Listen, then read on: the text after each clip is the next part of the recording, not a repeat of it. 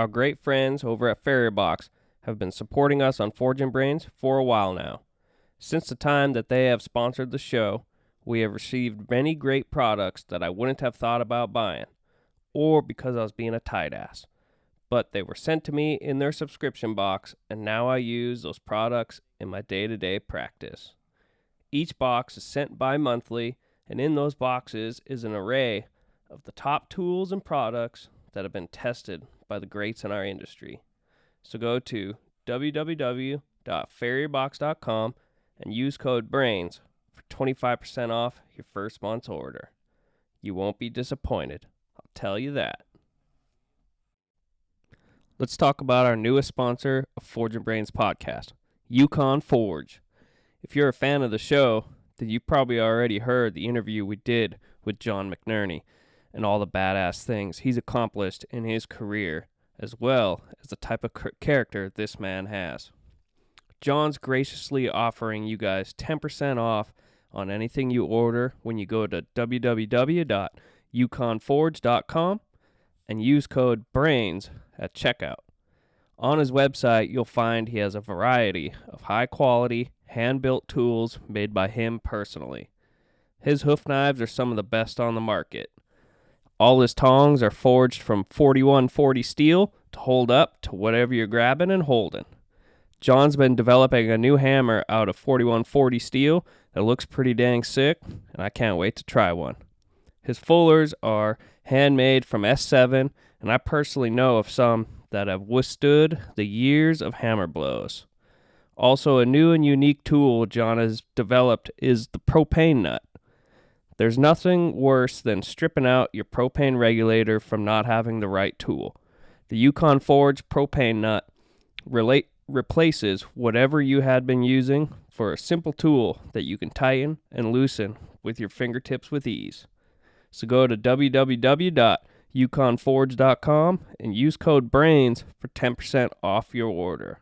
That's a hell of a deal, my friends.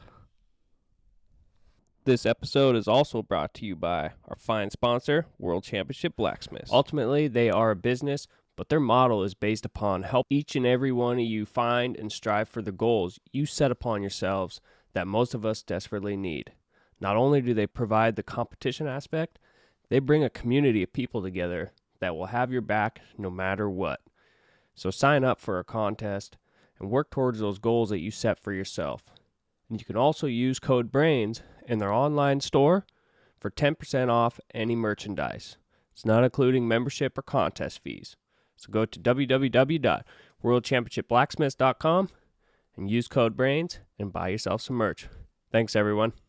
I want to take a moment to tell you guys about Wellshod.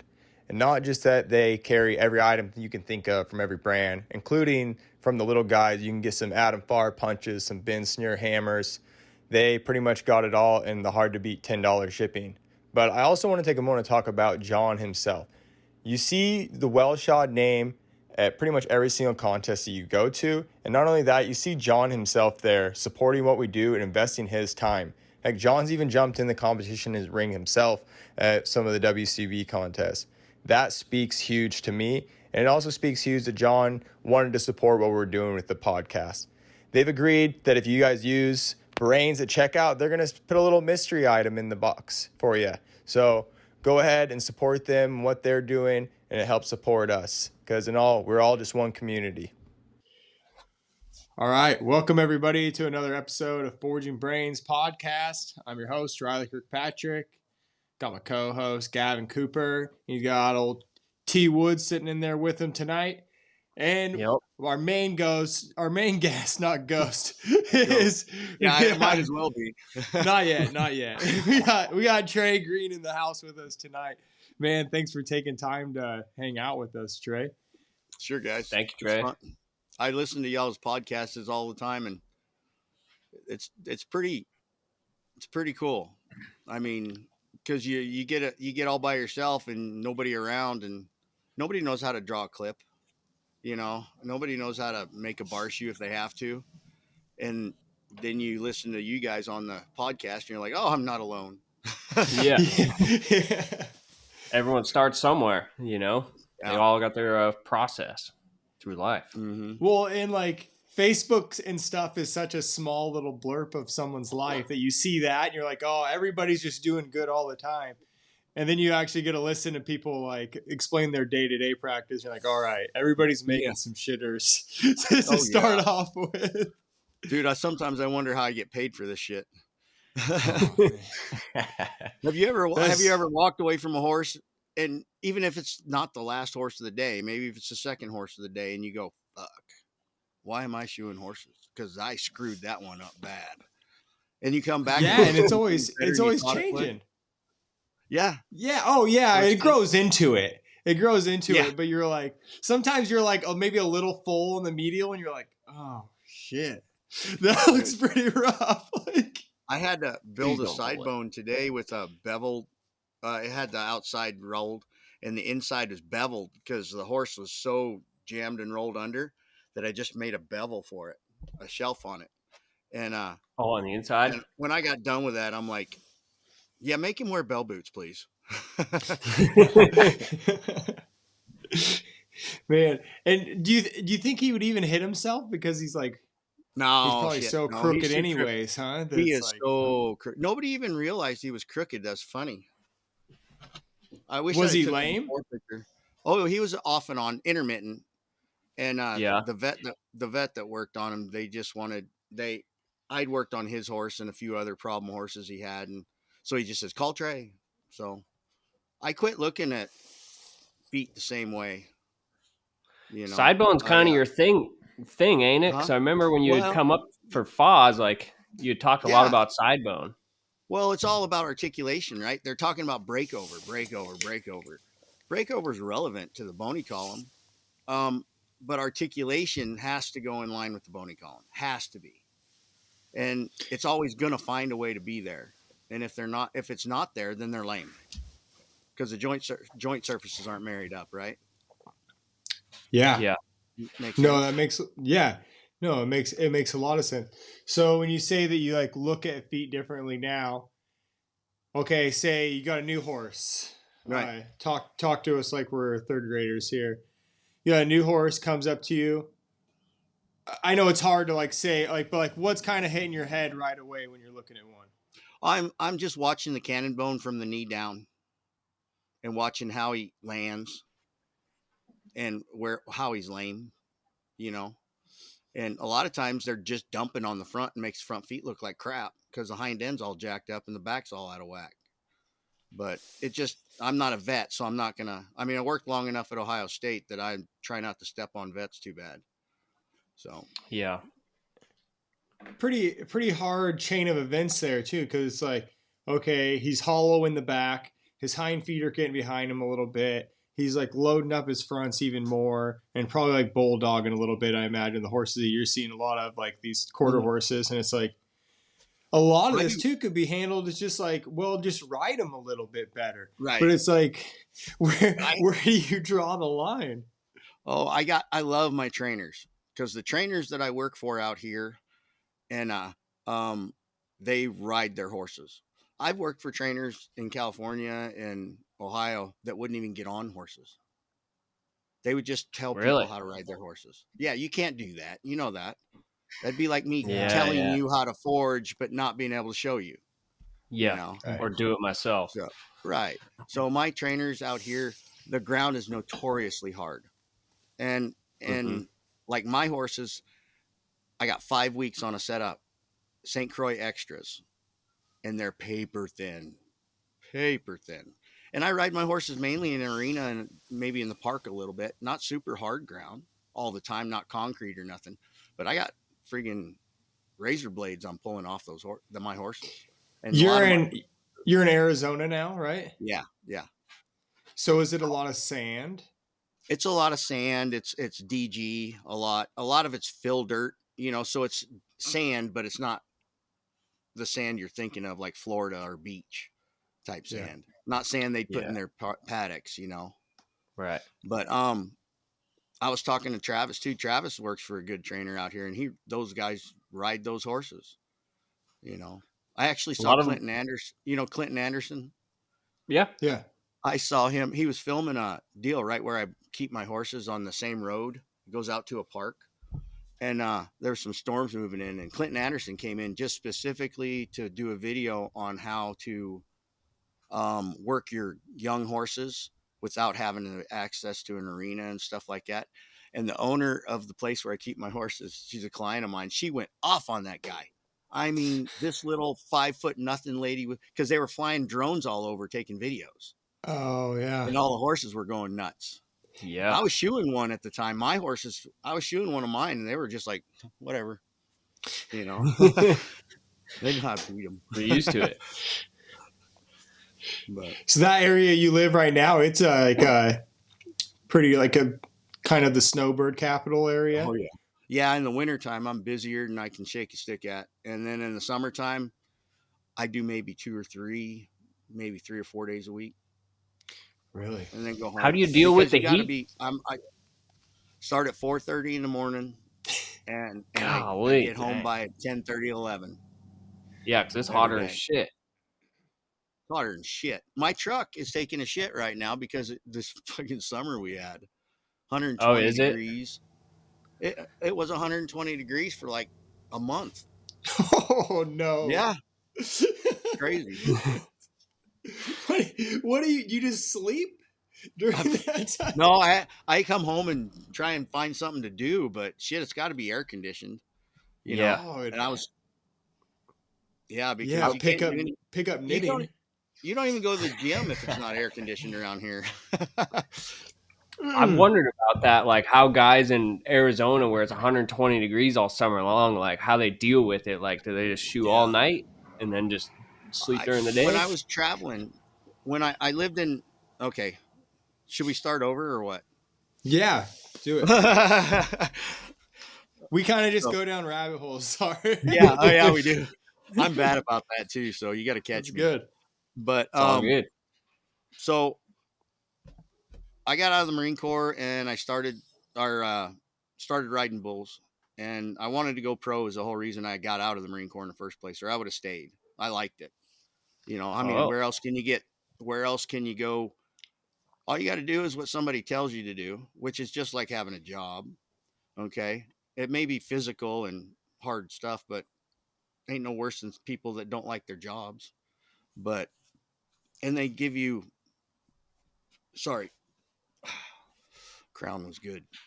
But, they give you a place to stay, a bedroom, and, you know, and a paycheck. What the hell? And if you get in trouble, it's like being at home with your mom. It's like living at home with your mom and dad. You do the chores and you get no. That's what I always tell people. And all my friends from out here, I went to high school in Mesa out here, went into the service. A couple of them did. One of them quit, just up and quit. The other one got kicked out. And one of my best friend, he actually stayed in for a long time working in Korea, the DMZ. So he made a career out of it. As far as went from there to the fire department and stuff like that. But, Okay. well, anyway, I got out of the Marine Corps and went rodeoing. And when I got out, I went to Grand Junction, and I worked in a steel plant, and they built all kinds of different stuff, line blast machines. It was Grand Junction steel, and I liked it. It was pretty cool because it was hard work, and that was. I was raised kind of like you guys were probably. If you weren't dead tired at the end of the night, you didn't work very hard. But I did that And for a little bit and tried to rodeo. Did you grow up rodeoing? No, not at all. Like before the service at all? Nope. Well, I got on my first bull right before I went in because I always wanted to try it. And there was a place out in Gilbert, they were bucking bulls. Well, I got bucked off and stepped on right in the area you don't want to get stepped on in. I mean, it cut me open. And I was like, I yelled at the top of my lungs, motherfucker. And a guy comes up and he says, there's women here. I said, let him step on her nuts. She'll yell and cuss too.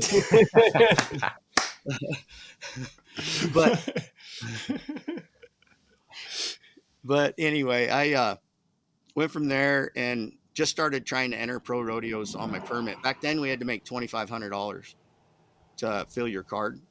Right. And so I'd entered probably 40, 45 rodeos, and I'd only get into 1 or 2. and then you got to draw good to make any money, and it was hard. So, but there was all these smaller rodeos we went to and just made money and stuff. Well, I ended up moving back to Vegas because I got a job paying a lot better, and plus I ended up my living arrangement was going to be a lot cheaper in Vegas, believe it or not, at that time. But back when you can get all you can eat buffets for $4, Hell of a deal. yeah. And you get your ice cream. Grade A food. Yeah. Grade A. Not like going to the strip club and getting one. Yeah. It's the prime rib. Yeah. But yeah, and I rodeoed and filled my card, and by then I had moved from Vegas back to Texas, and down by Pinehurst, and I loved it down there. I was raised in Texas mainly, so. But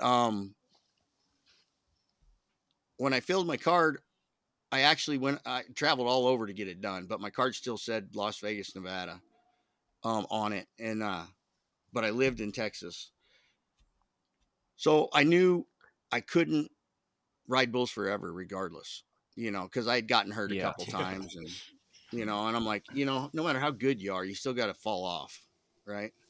So I went to horseshoeing school in 92, 91, 92, I think, something. Where like did that. you go?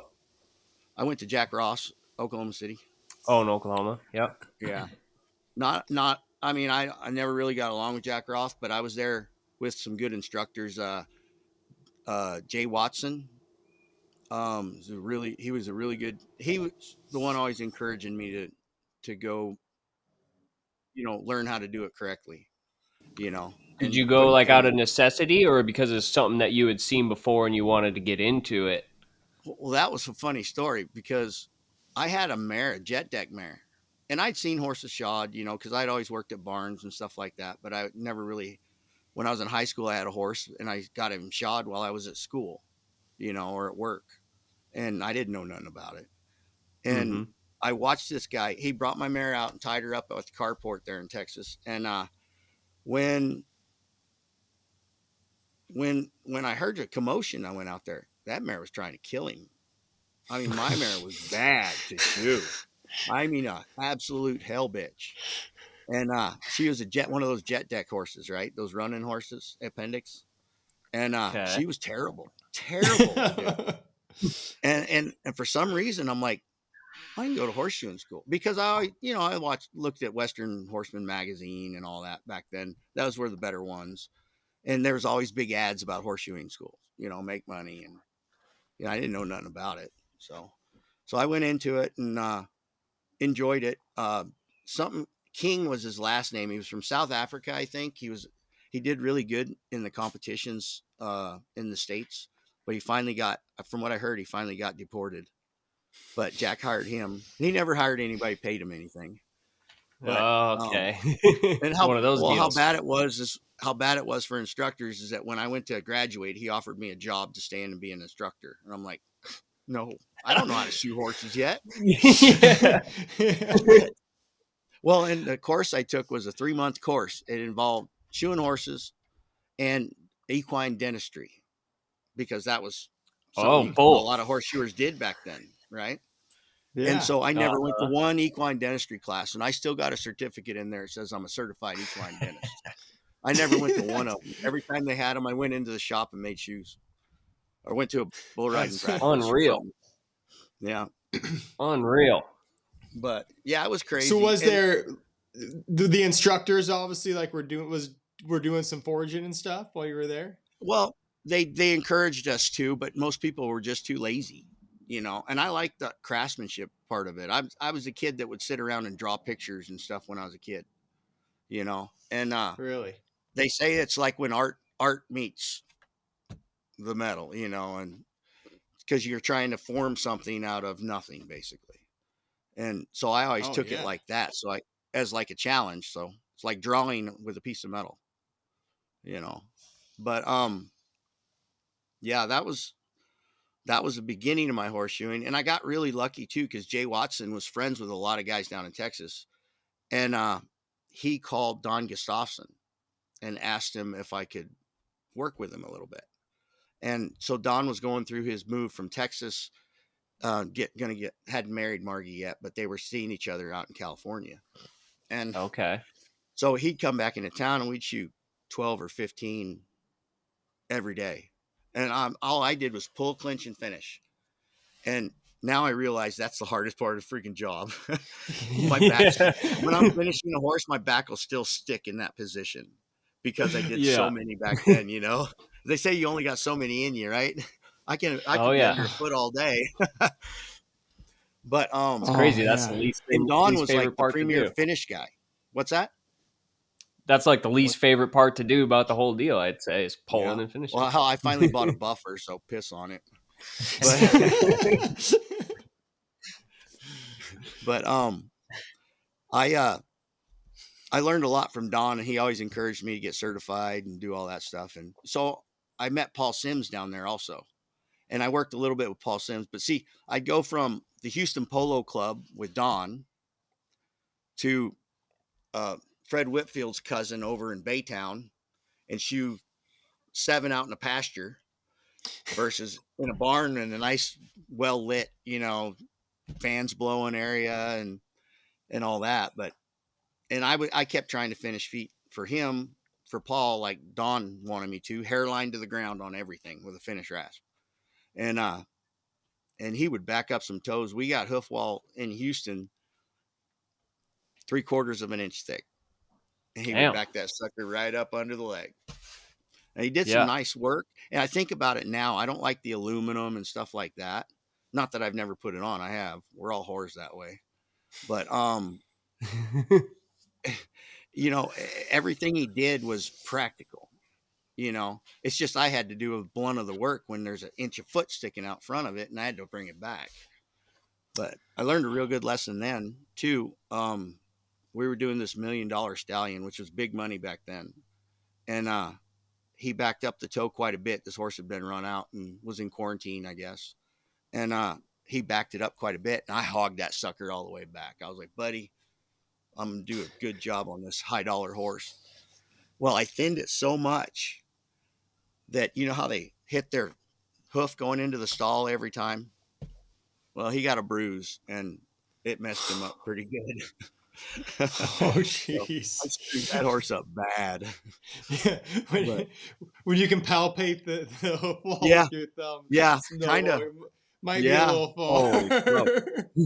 Well, usually we stop at the water line, right? I was gonna say, when you're in the white, the water line's half thick over there. Yeah, you're like, the whites just goes for a while until it turns red. It's okay. He's a light colored horse. Yeah. It's funny though, which of those horses stood better? If you remember, did the polo horses or the horses out in the pasture stand better? No, we didn't. They weren't polo horses we did there. We did the hunter jumpers. Over at the Houston Polo Club. It was just the club but we didn't do the polo horses. They said it had some guy come in and just do a bunch of them all at once. But probably still though the ones that we did with Paul, tied to the trees out in the middle of the pasture in the rain, and you know. But Paul, all those guys were real good because Don knew I rodeoed, and they were all supportive. And I was shoeing horses so I could go rodeo. That was it. You know, I wanted to get good at it, but, you know, not at the expense of riding bulls. So. Was this kind of at the time when Don was competing a lot? Well, he was when you were working with Don? With Jeff Engler and those guys. Yeah, they were competing still. Yeah. So were you kind of watching him like make shoes in practice much, or just working? No, he never practiced. Don never practiced hardly ever. Really? I'm not kidding. Wow. Don was. If you ever watch a team that he's been on, he's been the finish man on every one of them. He's the finish guy. And when it came time to make a shoe, he just rasped on it for a while. You know. Damn. I never one time saw him go make any shoes. I get there to load the truck on a Tuesday or something because he'd fly in on Monday night, and I'd get there on a Tuesday and we'd work Tuesday, Wednesday, Thursday. And I'd have to load 27,000 boxes of Kirkhart shoes in his truck. Thank God for the little blue ones. They were aluminum, you know. Yeah. Yeah, but it was really neat. I learned a lot watching him work and doing stuff. I try to do stuff that I see him do, and I can't do it still.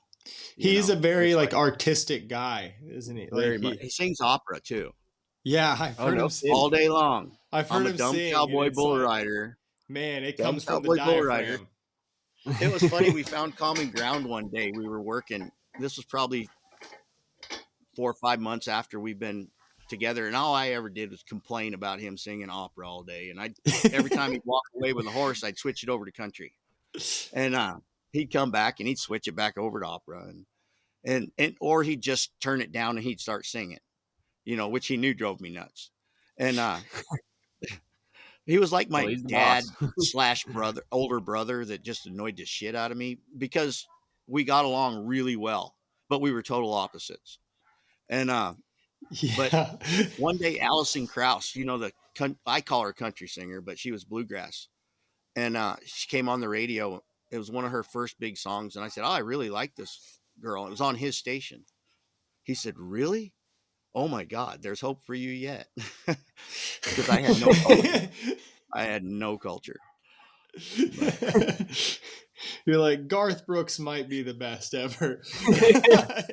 back then, yeah, no, it was Chris Ledoux and Red Steagall. But Oh, I like Chris Ledoux. yeah, not a well, you fan. say Red Not a Steagall. fan. I'm not like If you're horribly against it, but man, all of that 90s country, like Brooks and oh Dunn, Chris Ledoux, Garth Brooks. Oh, fuck well, that. Chris Like, Ledoux is 70s country. Chris Ledoux is 70s and 80s country. He he lived the He was was, a rodeo life. 1970 world champion bareback rider. he might Yep. have been, but he was also the start of pop country. Yeah, he was. Like Yeah. he started this whole Yeah, mess that we're in right now. I agree. I agree. A little country and a little bit rock and roll. So how was his long song. did you work with Dawn then? Oh God, I think I worked for him off and on for about 2 years. Oh, really? And just trying to fill my card. And when I finally got my card filled, I said, "I'm out, Don."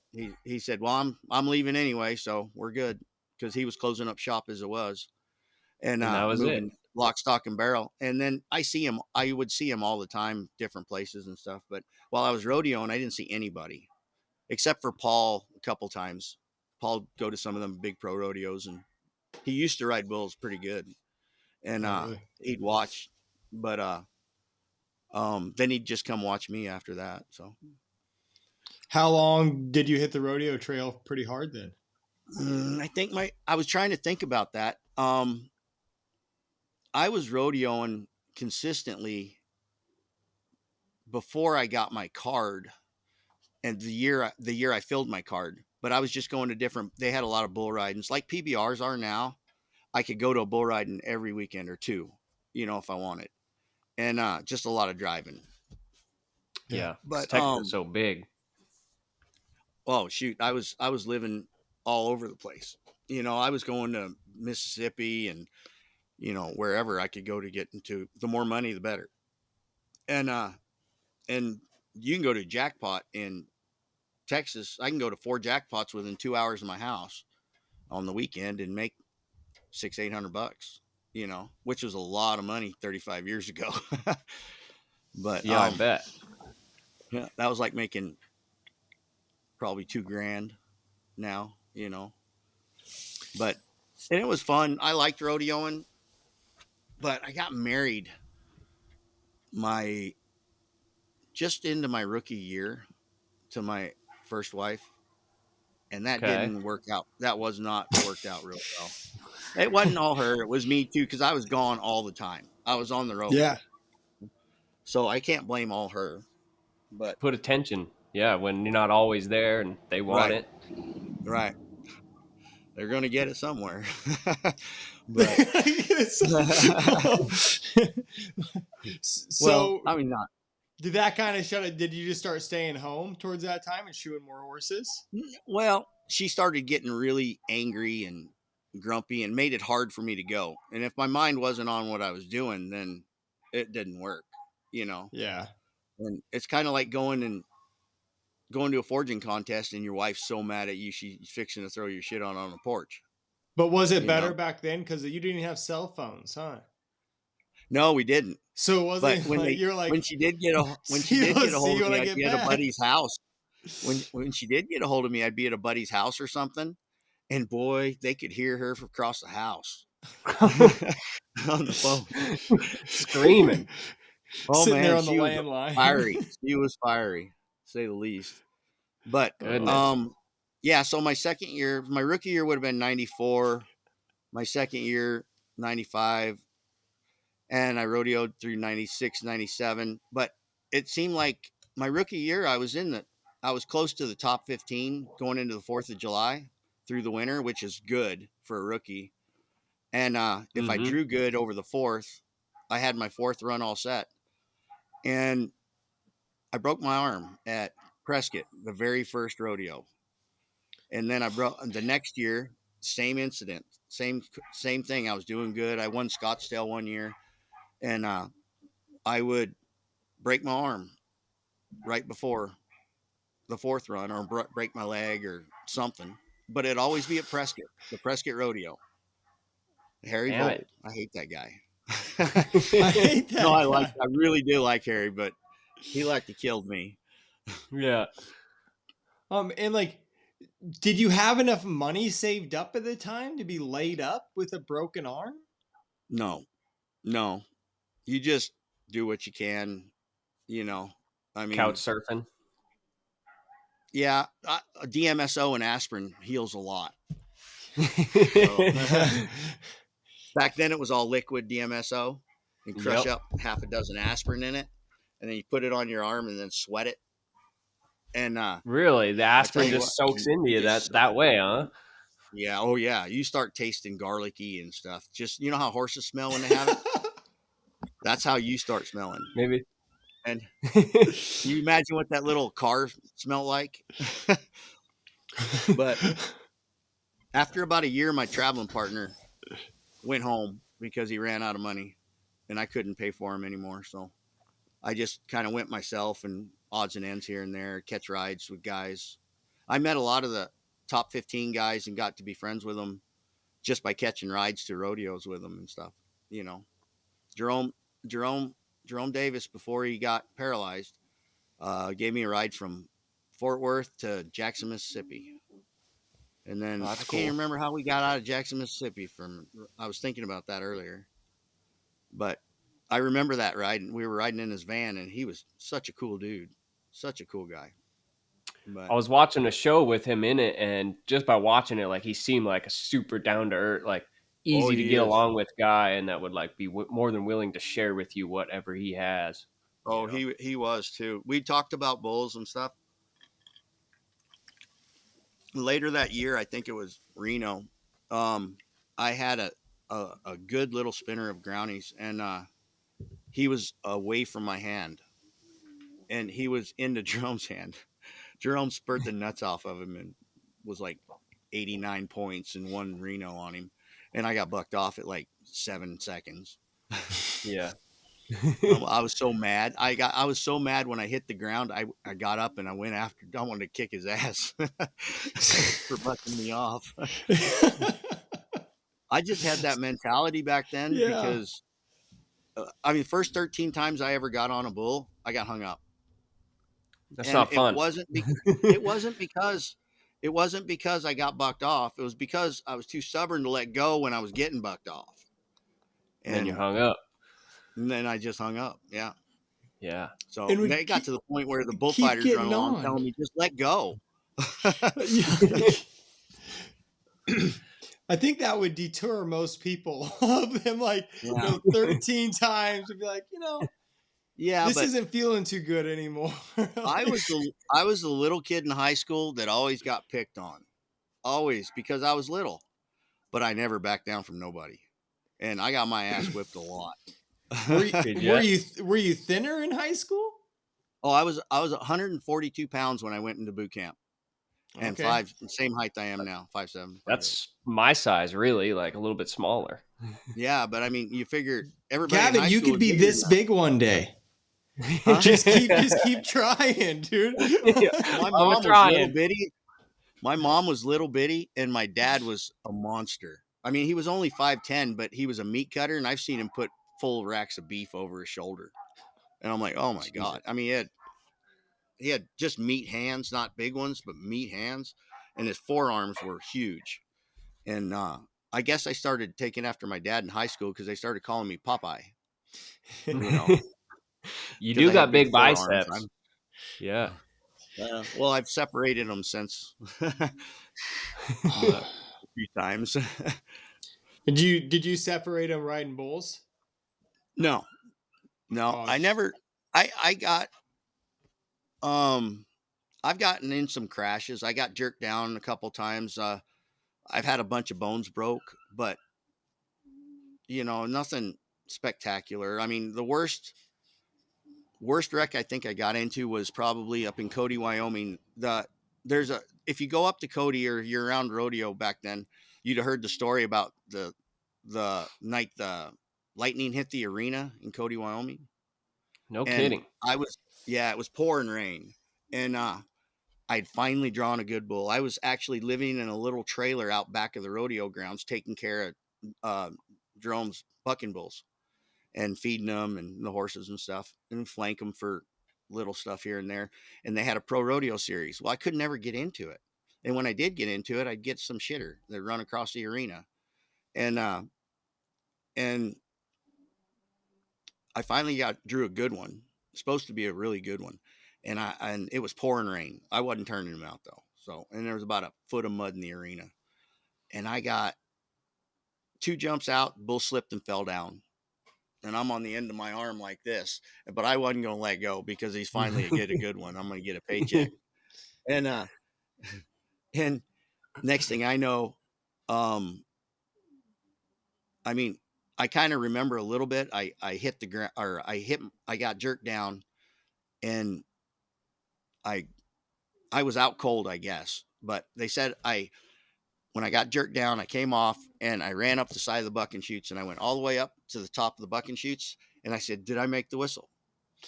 to the guys on the other side, and they're like, "Are you okay?" And then I just bam, goes out cold. The From bull the stuck top his rail. horn in the side of my face and missed my temple by like 2 millimeters. The surgeon said, and stuck his horn in the side of my head, but he Fuck, crushed the lucky whole to be side of my alive. face. Yeah, that's what he said too. But 2 seconds ago, you just said nothing serious happened. well, You're like, well, you know, this horn entered my skull. Like, I think that it's would kind of like qualify as serious. what's that theory? If you don't remember it, it didn't happen. So I don't Yeah. remember a lot of it. You know. Gay still gay. Like it's still, like, it's man. Why would you go there with that?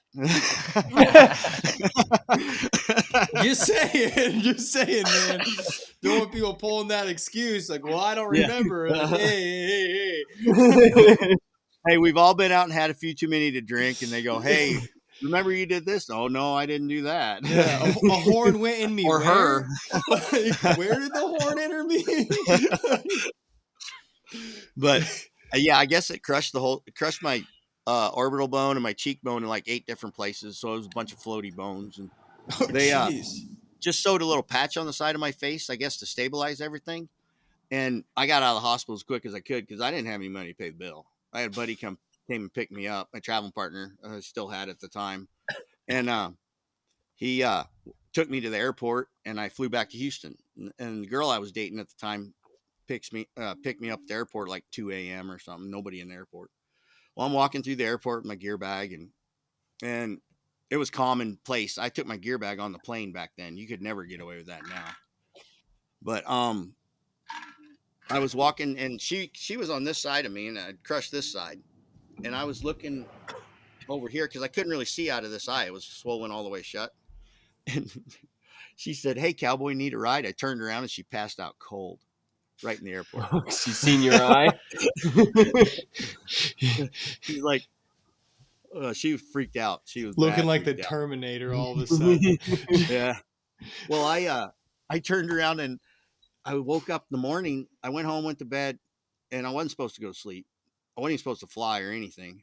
But I got up in the morning to the phone ringing. It was Billy James, a stock contractor, Thunderbolt Rodeo Company. down in Texas. And he said, "Hey, I got some good bulls I need to try out tonight at Virginia City." He said, "Will you come get on?" They needed guys that could come ride fairly decent to at least try the bulls out and not just jump off in 2 jumps. And I said, "Sure." So, not even thinking about the side of my face being the way it was. So I went and got on and won the rodeo that night. So That, that was it's the when it works mentality. out like that it's great. That was the mentality you went with back then, though. It's not, we were athletes. We always kind of thought we were, but nobody else did. So, Yeah. we just kind of went with it and said, if we It's can't still beat kind of that way though. And it's still like one of the only ones where like, football or anything like that, it's not going to happen, or even wrestling anymore. But like JP Mooney, gets knocked in the head last year. No big deal. Rides the next night. Yeah, but he's old school. See, he was how we used to be, and that's why everybody said, yeah, he's old school. And they had so much respect for him because, nowadays you get a boo-boo and you're out for 3 weeks, Yeah. but these guys get paid now to be off work. And we didn't make any money if we didn't draw good. And we weren't able to go get on the top 50 bulls in the world every week like they are, Right. but So when you were in Cody, I'm was a that little the envious. was that the Cody night rodeo? Yeah. How much? So if you were to win the Cody night show, like how much would that pay Oh, back I then? probably only would have got $700 or $800, but living in That's a more than I thought it was little, going to be. yeah. Well, it was the big show. Not the Oh, okay. not the 4th of July show, but it was like they had a Tuesday rodeo, a Thursday rodeo, and they had a weekend rodeo. The weekends always paid a lot more. The Thursday Okay. and the weekends paid a lot more. And it just depended how many entries they got. Right. They allowed more entries on those days, so you got paid more. So Mm-hmm. you So were when a did you victim of start? Pokemon. Good. When did you start taking shoeing horses a little more serious than your bull riding? Well, when I guess it was just too hard to keep rodeoing, and my hip was bothering me so bad. I didn't know it was my hip. I just thought it was a bad groin that never went away. And that's what the Marine Corps told me, because I had that problem when I was in the Marine Corps. But I probably 97, probably 97. And I had moved, trying to work it out with my wife. We moved to Colorado and bought a place up in Nunn. And I got to meet Tom Turner, Brian Buckner, and I knew John, and I got to meet Quick back then too. And I didn't really know anybody to go. I mean, I knew Don, but I'd been rodeoing, so I didn't have any connections basically. So I got to know Mm-hmm. Tom Turner, and he was good friends with Quick coming up. They both started shoeing horses at the same time and stuff. And so I went down to Quick's and started practicing, because I figure if I'm going to be full-time horseshoer, I got to get better at this crap. And Tom Turner was a big influence on me too. Um, he was a pastor. I don't know if you knew that, or he Mm-mm. still is actually. Yeah.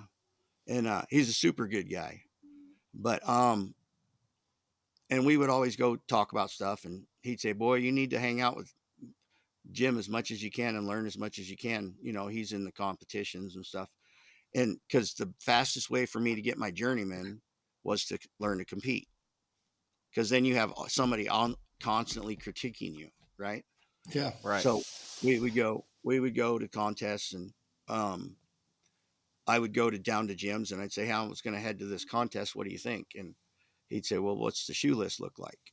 And he'd show me a few things, and I'd take a bunch of shoes back from my shop, and he'd be like, junk, throw them down.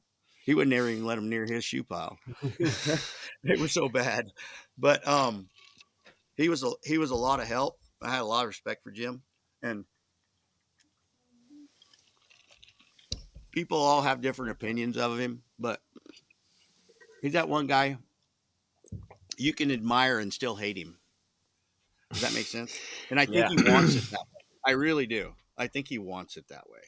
But I mean, and I'll have Yeah, I don't know nothing if he but wants to be. I don't know if he wants to be hated, but I think he likes keeping people on their toes. Yeah. Well, I mean, that's a harsh word, I guess, but Yeah, if I you know know you Jim, mean you know though. what I mean, you know. Yeah. No, I think But he likes keeping people on their toes a little bit. oh yeah, he would show me stuff and not even tell me he's showing me anything. I'd be like, well, why didn't you tell me to listen? Why didn't you Well, say you pay should be. attention to this? He said, well, you're supposed to be paying attention. You know, I remember Sherry Servey. I think it was Sherry Servey or Christy Peterson. Somebody hauled their pro barrel horses. They were like the world champions, and hauled their barrel horses over to Niwot to get shod by Jim. And we were supposed to practice a little bit. And he said, I got a couple to do. You can just help me do them. And I said, okay. So she hauls them in, and I knew who they were. And Jim knew who they were too. He rodeoed a bunch too. And so he's making concave shoes for these horses, these barrel horses.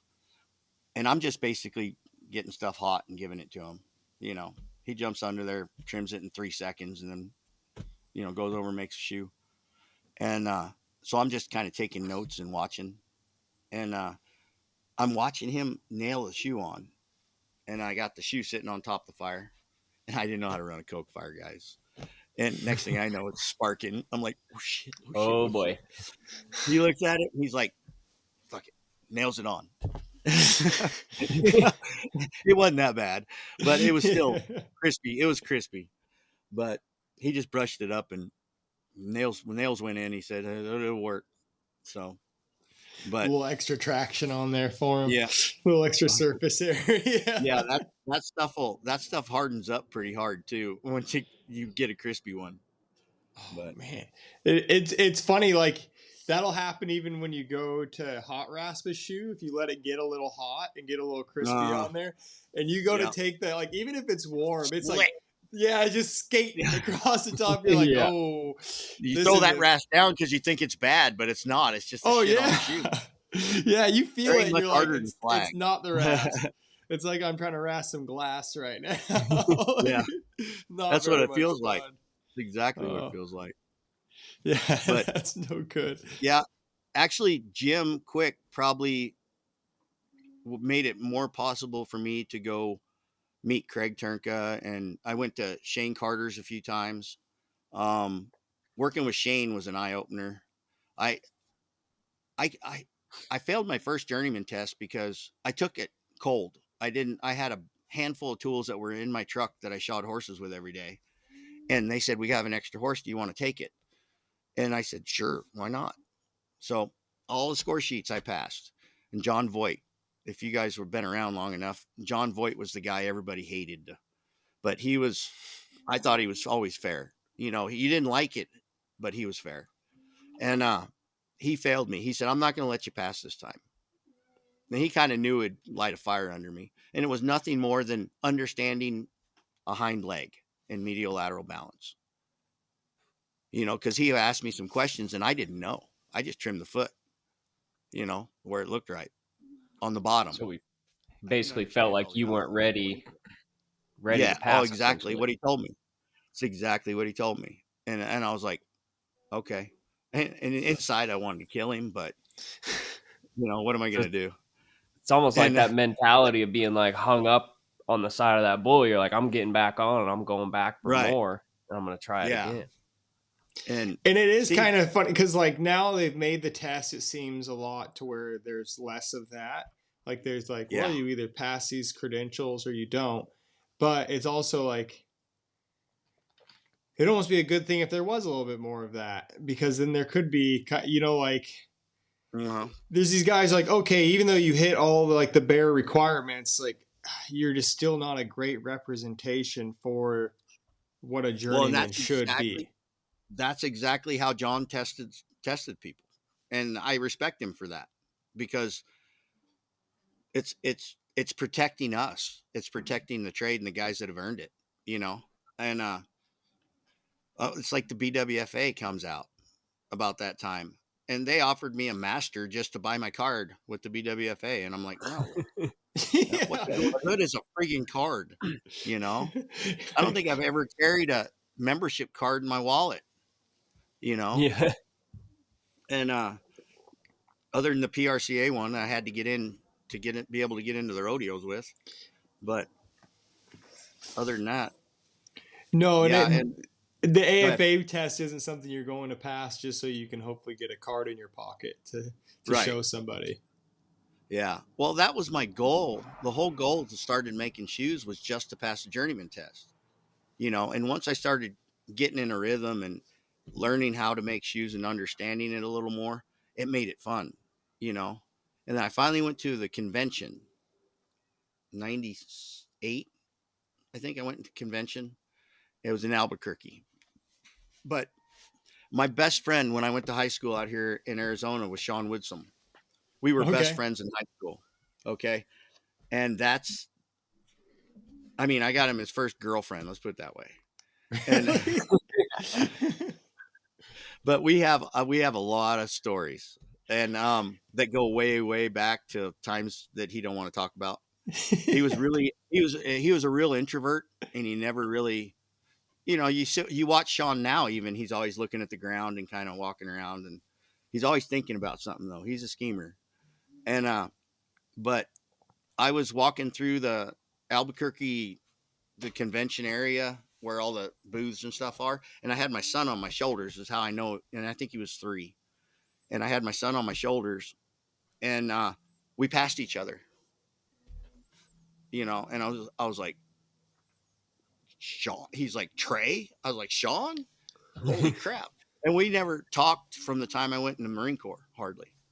And Oh, he didn't know I became a horseshoer, and he was a horseshoer too.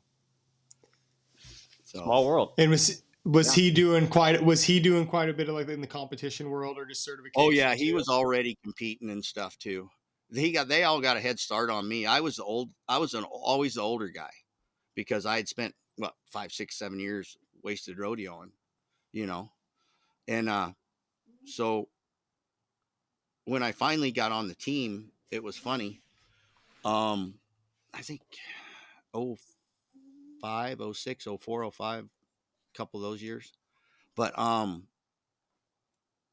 Jason Harmison's a good friend of mine, and we met at like one of my first contests was San Diego, and I went in the Division 2. I think it was Division 2, and I won a class and got a third, and then I ended up winning the shoeing or something, and Jason was in it also. We took our journeyman also that weekend. We both passed, and so we both became journeymen. We were in the contest together, and I ended up beating him by 1 point. And we saw each other at a few other contests, and I always beat him by 1 point. You know, even if I was third, he would be fourth. I Oh mean, boy.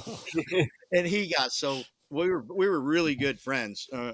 He's probably one of my best friends, and then he started going with Travis and those guys that next year, and it was the same thing with Travis too. But Travis, you could see he had a whole lot more to offer than we were looking at, You're talking Travis and Coons, right? yeah, Coons. And for some reason he would, I don't know, step on his dick or something. He he likes to do things because he knows it's right, and Yeah. whether the judge wants it or not, he knows it's right, so he's going to do it by God, and Yeah. he probably cost him some contests, in the early going, and In case any of the listeners didn't get that in the last episode with Travis. yeah, yeah, Yeah. but me, I was kind of a copycat. I could watch somebody do something and then figure it out, and do it kind of like they are, but put my own deal on it. But that Mhm. was the way it made it easier for me to understand why things are done that way. That's not a bad way to be in a competition, though, is it? No, I don't. It isn't if you're learning. I was so green at everything that, I mean, shit, I didn't even know how to make a caulk. I mean, I first year I was on the team, I had never been a striker. Whoa. Really? That's Yeah, pretty wild to think. Damn. and I could swing a sledgehammer, but I never would have really ever been a striker. I talked to a few people and got some pointers. Todd Walker was on the team that year. He's a great striker, and he would help me out.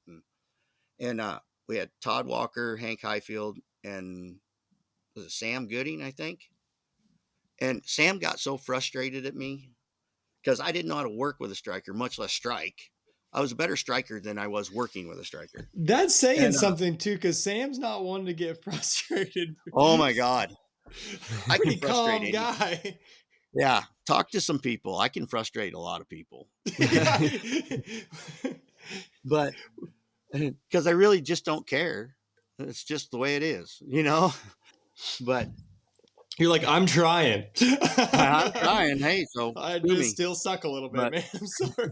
But so I had to run my fuller and Sam had hit it and I think I'm walking it, but you know how you walk it right back in the same hole? Oh yeah. And I kept doing that. So Sam just kept hitting it till he drove that fucker into the anvil. And I was like, what the hell did you do that for, Sam? He looks at me like, throws the hammer down and walks away. But so yeah. like what are some things you learned during that time that makes a striker a good striker? Well, you gotta do things.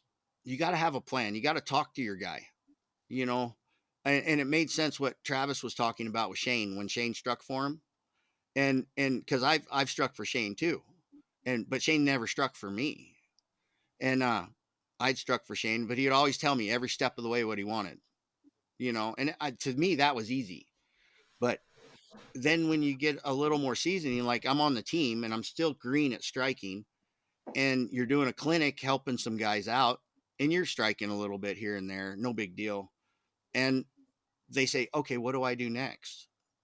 And all of a sudden roles are reversed real quick. And then you got to jump back in the other role, you know? So there's a lot of different things to think about, but I think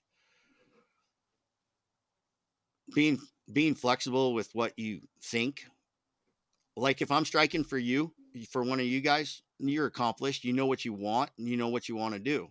So whether I think it's right or wrong, I got to be able to do that for you, you know? And Travis Swenson was really good at that. He would stand on his nose if you asked him to do it and strike for you, you know? He would do anything and he could be that flexible to do it, you know? So say for the guys that know, like they know what they're going to tell you and ask and tell you what to do. What about the guys that ask you to strike but don't necessarily know what they want to do? Right. What's the best way to be a striker for them to help them like get So along in their go? Our great friends over at Farrier have been supporting us on Forging Brains for a while now. Since the time that they have sponsored the show, we have received many great products that I wouldn't have thought about buying, or because I was being a tight ass. But they were sent to me in their subscription box, and now I use those products in my day-to-day practice. Each box is sent bi-monthly, and in those boxes is an array of the top tools and products that have been tested by the greats in our industry. So go to www.farrierbox.com and use code BRAINS for 25% off your first month's order. You won't be disappointed, I'll tell you that. Let's talk about our newest sponsor of Forging Brains podcast, Yukon Forge. If you're a fan of the show, then you probably already heard the interview we did with John McNerney and all the badass things he's accomplished in his career, as well as the type of character this man has. John's graciously offering you guys 10% off on anything you order when you go to www.yukonforge.com and use code BRAINS at checkout. On his website, you'll find he has a variety of high-quality, hand-built tools made by him personally. His hoof knives are some of the best on the market.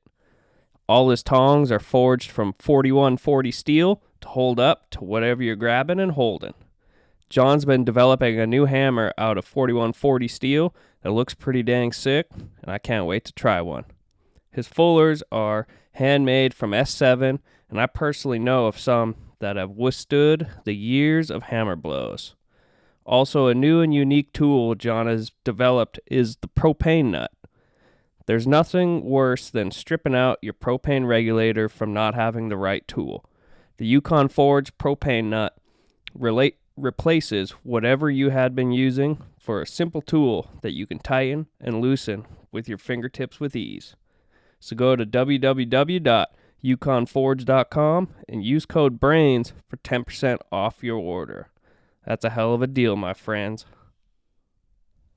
This episode is also brought to you by our fine sponsor, World Championship Blacksmiths. Ultimately, they are a business, but their model is based upon help each and every one of you find and strive for the goals you set upon yourselves that most of us desperately need.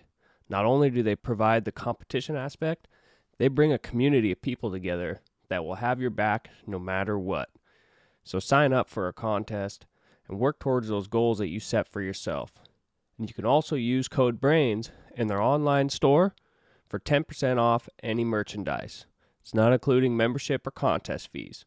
So go to www.worldchampionshipblacksmiths.com and use code BRAINS and buy yourself some merch. Thanks, everyone. I want to take a moment to tell you guys about Wellshod. And not just that they carry every item you can think of from every brand, including from the little guys. You can get some Adam Farr punches, some Ben Snare hammers. They pretty much got it all in the hard-to-beat $10 shipping. But I also want to take a moment to talk about John himself. You see the Wellshod name at pretty much every single contest that you go to. And not only that, you see John himself there supporting what we do and investing his time. Heck, John's even jumped in the competition in his ring himself at some of the WCB contests. That speaks huge to me. And it also speaks huge that John wanted to support what we're doing with the podcast. They've agreed that if you guys use Brains at checkout, they're going to put a little mystery item in the box for you. So go ahead and support them, what they're doing, and it helps support us. Because in all, we're all just one community. Our great friends over at Farrier Box have been supporting us on Forging Brains for a while now. Since the time that they have sponsored the show, we have received many great products that I wouldn't have thought about buying, or because I was being a tight ass. But they were sent to me in their subscription box, and now I use those products in my day-to-day practice. Each box is sent bi-monthly, and in those boxes is an array of the top tools and products that have been tested by the greats in our industry. So go to www.farrierbox.com and use code BRAINS for 25% off your first month's order. You won't be disappointed, I'll tell you that. What's up, guys? Going to take a little minute to talk about some of our sponsors for the show. One of the largest farrier supply stores in the world is stepping up for Forging Brains podcast to help you guys by sending you on your way with a cool gift when you use the code BRAINS at checkout. Wellshod carries so many different supplies throughout their warehouse that, honestly, we could probably do a whole podcast just talking about all the different supplies, tools, anvils, all sorts of products that they carry throughout their warehouse. It's insane. If you guys haven't been there, you should put it on the list to go check them out, just to go see them, but also to go buy some stuff too. Their recent products they've been making in-house is anvils. They're producing the Scott anvils as well as the new Scott Eden's 200-pound anvil. I believe they've also been doing the Cliff Carroll anvils for some time as well. And John Harshbarger talked about that in his episode previously on Forging Brains podcast. So when you guys go to order with Wellshod, either online or on the telephone, use code BRAINS, and they'll hook you up with a free product in your order. And don't be afraid to let us know what that gift is. We're happy to be working with Wellshod because they are invested in this trade, the same as the rest of us, and not just there for profits and money. Plus, I don't know how you can beat that $10 flat shipping they always have. Like, that's insane. Can't get a better deal than that. So either call them up on the telephone or go online at www.wellshod.com. And when you go to checkout on your order, use the code BRAINS, and they'll hook you up with something cool in your order. Yeah, I'm pretty excited about working with Wellshod. This is going to be great. Brought to you by the World Championship Blacksmiths. We're so excited to have the Trinket family support what we're doing here. It is a huge part of the topics that we have on this podcast, and it's where we've gained a lot of community at. And exactly what they are. They're a community that supports education through competition. So if you were looking for a support system behind you on your journey of becoming a better farrier, go join up and go to an event. You will never regret it. And they've been nice enough to offer us a 10% off on their online store or call-in orders for everything besides competitions and membership. So go hit them up, get some merch, and let some people know what you support. Thank you, guys. Box. First of all, we owe Farrier Box a huge thank you for being one of the first ones to jump on and support what we're doing here with the podcast. If you haven't heard about Farrier Box, it's a bi-monthly box that comes to your door, and it's filled with goods, kind of like the Chewy box to your dogs, but this one's not filled with crap. She gets advice from the top guys of the industry and puts together a box. Let's talk about our newest sponsor of Forge and Brains podcast, Yukon Forge. If you're a fan of the show, then you probably already heard the interview we did with John McNerney and all the badass things he's accomplished in his career, as well as the type of character this man has. John's graciously offering you guys 10% off on anything you order when you go to www.yukonforge.com and use code BRAINS at checkout. On his website, you'll find he has a variety of high-quality, hand-built tools made by him personally.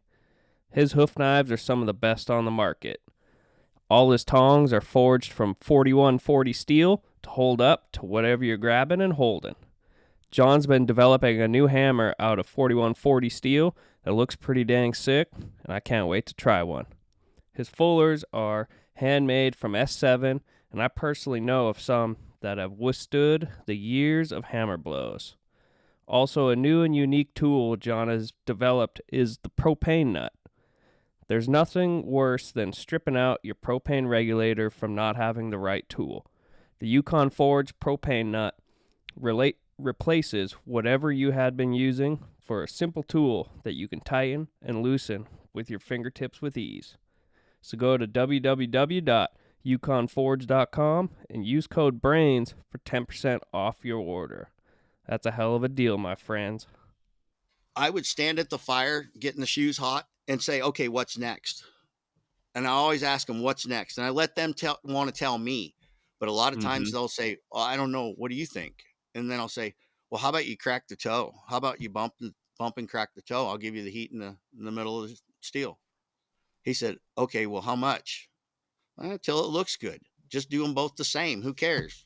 You know, Yeah. It's always the your hardest shoe. thing, yeah. Build it the way you normally build it, but this is the steps it should go in, you know? Mm-hmm. So I think Joe that's Nygren hard. was bad about that when he was coming up and learning. Joe was really bad about asking me, what do I do next? And I'm like, dude, come on. You know how to build a shoe. But it does. You see it happen to a lot of novice at a WCB. They're standing up there. They're like kind of. You'll see Yeah. like you could look down the line at one time, like usually around like when they're going to punch, and they all kind of have the shoe up in the air, just giving it the old look of like, "Ooh, where do I go now? Like, Right. is this good enough?" Like, Well, then you got guys like hard. Mike Poe. I like Mike Poe. I remember Mike Poe when he was in the novice, or not novice, but you know not the Division Category 1 or 2. 1. Yeah, and even then he was helping those guys, like falling over himself trying to help them and saying, you know, you got to do this, and you know, getting all intricate and with them. And he's such an attention to detail. He's like the modern day Bob Pethick, I guess. But yeah, it's really cool watching all you guys really evolve and come up, you know. And you know, I remember this. Somebody sent me a flyer the other day from Houston, the super clinic in Houston. We had one of the very first clinics, and it was I was on the team then, and Travis. So it was 06, right? Yep. 05 or 06. Yeah, it was But that black flyer with like the flames on yeah, it and everything. yeah, it was pretty cool. I was like, man, I used to have all kinds of those posters. I don't know where they are, but we all signed them and stuff. But Yeah. I remember sitting on a bucket at a team practice at Craig's and talking about what it would be like if we had the WCB, you know, Before and it listening started. to his ideas before it started. Yeah. And we literally we were done for the day practice, and we had a few goes already and stuff. And we were all just sitting around drinking a few beers and talking about it. And it was cool. It was, I said, yeah, that's a pretty cool concept. And I got card. My number is 5. Travis's is 4 because we called him. And Bodie, it was Craig and Christine and Bodie at the time. Mm-hmm. But they had the 1, 2, and 3. I'd always That is kind of wondered what it wild. was like for Craig to like, what was his thought process? You know, I've always wondered like, how did he come up with this idea of like starting WCB and where it has become to now? You know, what were those early days like? You know, I wondered like, The I've always thought about early that. days, the early days are a little different than now, but it's all boiled down to how hard was Craig and Christine going to work. Oh, I bet. That's what it all boiled down to. Really did. Because They if you bust had their ass. seen what I've seen them do, it's absolutely amazing. And the fact that when I call the office over there, Christine would always answer the phone for the first couple of years, and then it was Suzanne. Suzanne. Susie. Yeah. Susie. And I mean, they had my whole life in their binder.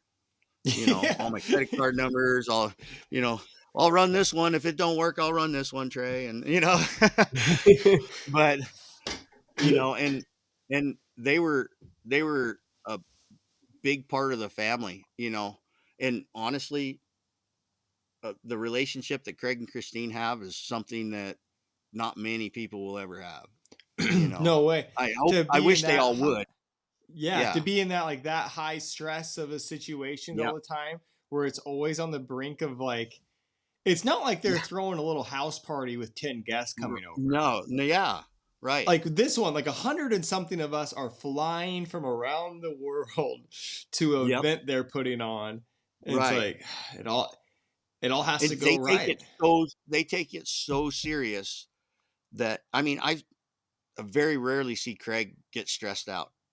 In the first couple of years of that, I've seen him stressed out a few times. And I'll tell you what, Yeah. I just walk the other way because I'm like, I don't know how to handle this kind of Craig Turnka. I just leave them. I just leave. I just left him alone. Is there anything I can do? Usually I leave him and don't say a word and go ask Christine if there's anything I can do. I'll be back with the gin and tonic. Yeah. I got some pictures of the year Craig was president and I was on the team. And I think it was 06, but we were at Calgary and Craig came to Stoneleigh with us that year. Along with Brian Quincy, I think it was. And we all rode around in a big Sprinter van. Well, everybody kind of took turns driving, you know, and it was my turn to drive. That didn't last 2 blocks. I got out there. Somebody else freaking drive. So Sam gets in there. He ain't that. I'll tell you what, Sam, I don't like the way he drives. It scares me. I'm sitting in the back like this, and I'm holding on to Jason, like I'm gonna die. And we're going by, and the van's wide, and those streets are narrow. And we were like going super narrow. Yeah, we're going over to Carruthers' shop, and I think we took the mirrors off that van too while we were driving it. I can't. It was crazy In though. 2 blocks. But yeah. Oh, I didn't take them off. I didn't take them off. I just was going Andy to. So I Readersmith pulled says he over. goes through like 10 to 15 side mirrors a year. He said. Who right said over that? there. Andy Readersmith. Oh, I'm sure. And he don't give shit. He don't care. No, I he says like he's ripping them off on he's ripping them off on hedgerows and tractors. Right. He just goes up. Oh well. Yeah, like And that guy doesn't know different anything but world. 90 or nothing. He's 90 or nothing. You know. Yeah. And the first time I ever saw a roundabout in my life was there. I got stuck on this damn roundabout. And I'm like, how do I get off? Where do we go? Go that way. Oh, we just passed it. Go around again. And there's like 6 different little roads. Go that way. Nope. Shit, we passed it again. You know? It looked like something out of National Lampoon movie or something. We were trying to drive over there. It was terrible. And that's we like had fun. the best part about competing probably is just getting to go to all the weird little towns. Yeah. And see Well, just the strangest things you ever see. I joined the Marine Corps so I could go to Europe, right? Okay. So I got in, but all the stuff going on was over in the Asian sector at that time. So I ended up over there and ended up having to stay over there. And I could have re-enlisted. It was re-enlist and go to Europe, or have a chance to go to Europe, which they'll tell me fuck off and I wouldn't be able to go. But or go rodeo. So I just went and rodeoed. But and so when I heard about the team going to England, that was the main reason I wanted to get on the team. So I wanted to go over to England. Because you wanted to go there. I wanted to go and I couldn't afford to go over there. But Jesus Christ, how much money did I spend to try and get on the team? I could have paid my own way over there. I mean, I like think very easily could have just paid your own way. I think I added up back when steel was pretty cheap. I think I spent like $8,000 one year on bar stock. That's a lot of bar stock to make horseshoes out of. Yeah. And now it's not cheap. A lot, but it was cheap. It was like 12 cents a foot, you know? Holy cow. Yeah. Now good old days. Now it's $2 a foot. Yeah, exactly. Now you're like, can I have a couple sticks of that? Yeah, the 5-foot sticks, not the 20-foot sticks. That's I bought a bunch of 3/8 3/4 the other day, and they gave me the bill. I was like, holy shit! I haven't looked at this price in a while. I've just been like handing you my card without observing what's going on here. Yeah, and about every 2 months you look at your statement and go, where the hell did I spend $900? Steel. It goes pretty damn fast sometimes. It's like it's pretty scary. Like of how quick you're just like, okay, a lot of money just went out of the account like pretty quickly. Right. Well, the shop I had it is a business. I was talking to Tom Turner, I think, the other day, and he's had a couple kids working for him and stuff, and like and Buckner. I did a clinic out there, so I've always kept in touch with him a little bit, but and I'll talk to Tom every now and then, and Brian when I can get a hold of him. He's always doing something. But I was talking to him, and I had a shop over off of 34, just outside of Loveland and Greeley, right between them, and just north of or south of Windsor, where I lived. It was in Windsor at the time, and it was a sheep barn. It was a huge ass sheep barn, and it had corrals on one side, so I could have people haul horses in. And then I'd shoe them in the shop and then put them out in the corrals, and they'd come pick them up, leave a check, whatever. And so it worked out pretty good, and got like Kelly Conrado would, every time he was going to rodeos, he'd stop off and drop 6 or 8 horses. And, I got to shoe in the shop that day, which was fun. And I practiced all the time. Marriage wasn't very good, so that's what I did. I went into the gym, and then I'd go to the shop till 2 a.m. And I guess maybe if I didn't go to the shop, it wouldn't have been that bad. But I have a stack of shoes and outside my shop, and it's on a pallet, and you stack them all just like normally. We all got our stacks of shoes, and it got about 5 feet tall, probably. And I was thinking, man, that's a lot of money in that stack. And earlier on, when I was starting to compete and doing pretty good, and had a shot at getting into the open and going for the team, Craig had the loose shoe, and he asked me to do an article. And I can't even remember what I did the article on. I think it was a double calking carriage shoe. And my calkins had cold shuts and all that shit still. But I went through all the steps on how to make it. And I went out to Shane's, and I had him kind of help me. What am I supposed to do for this stuff, and he helped me through it a little bit. And Shane's shoe pile was outside, and there's 2 or 3 of them. But one of them literally was about 16 feet tall. Wow. Okay. He had a 12-foot extension ladder, and you couldn't barely reach the top. Wow. Well, my kid who worked for me at the time, I think it was a kid who worked for me at the time, went out there with me. And I made him go stand on the top of it, and it was going like this, you know. And I was standing at the bottom, or he stood on it, and I took a picture. And I think I was standing at the bottom.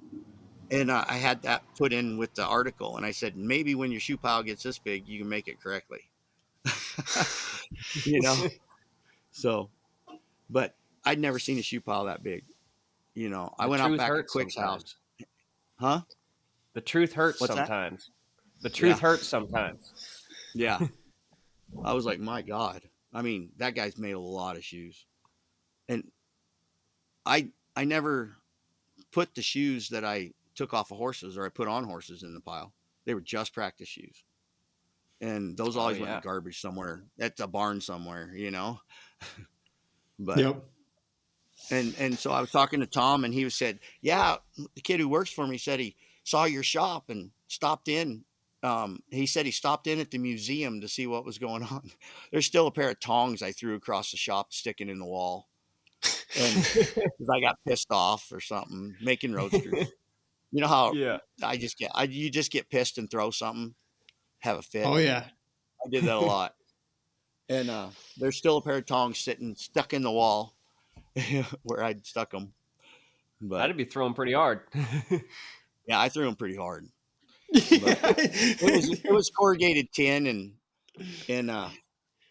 but yeah, it was a cool learning experience, and it was the only reason I did what I did was because of guys like Craig and Jim and Shane and Jim Poor and all those guys. They were always super kind and helped me out as much as they possibly could. I used to buy hammers from Jim Poor, and he used to have to put born on dates on it because I hit the anvil so damn much I'd break the hammers. And he'd put born on dates like the beers do on my hammers just to know how long it took me to break one.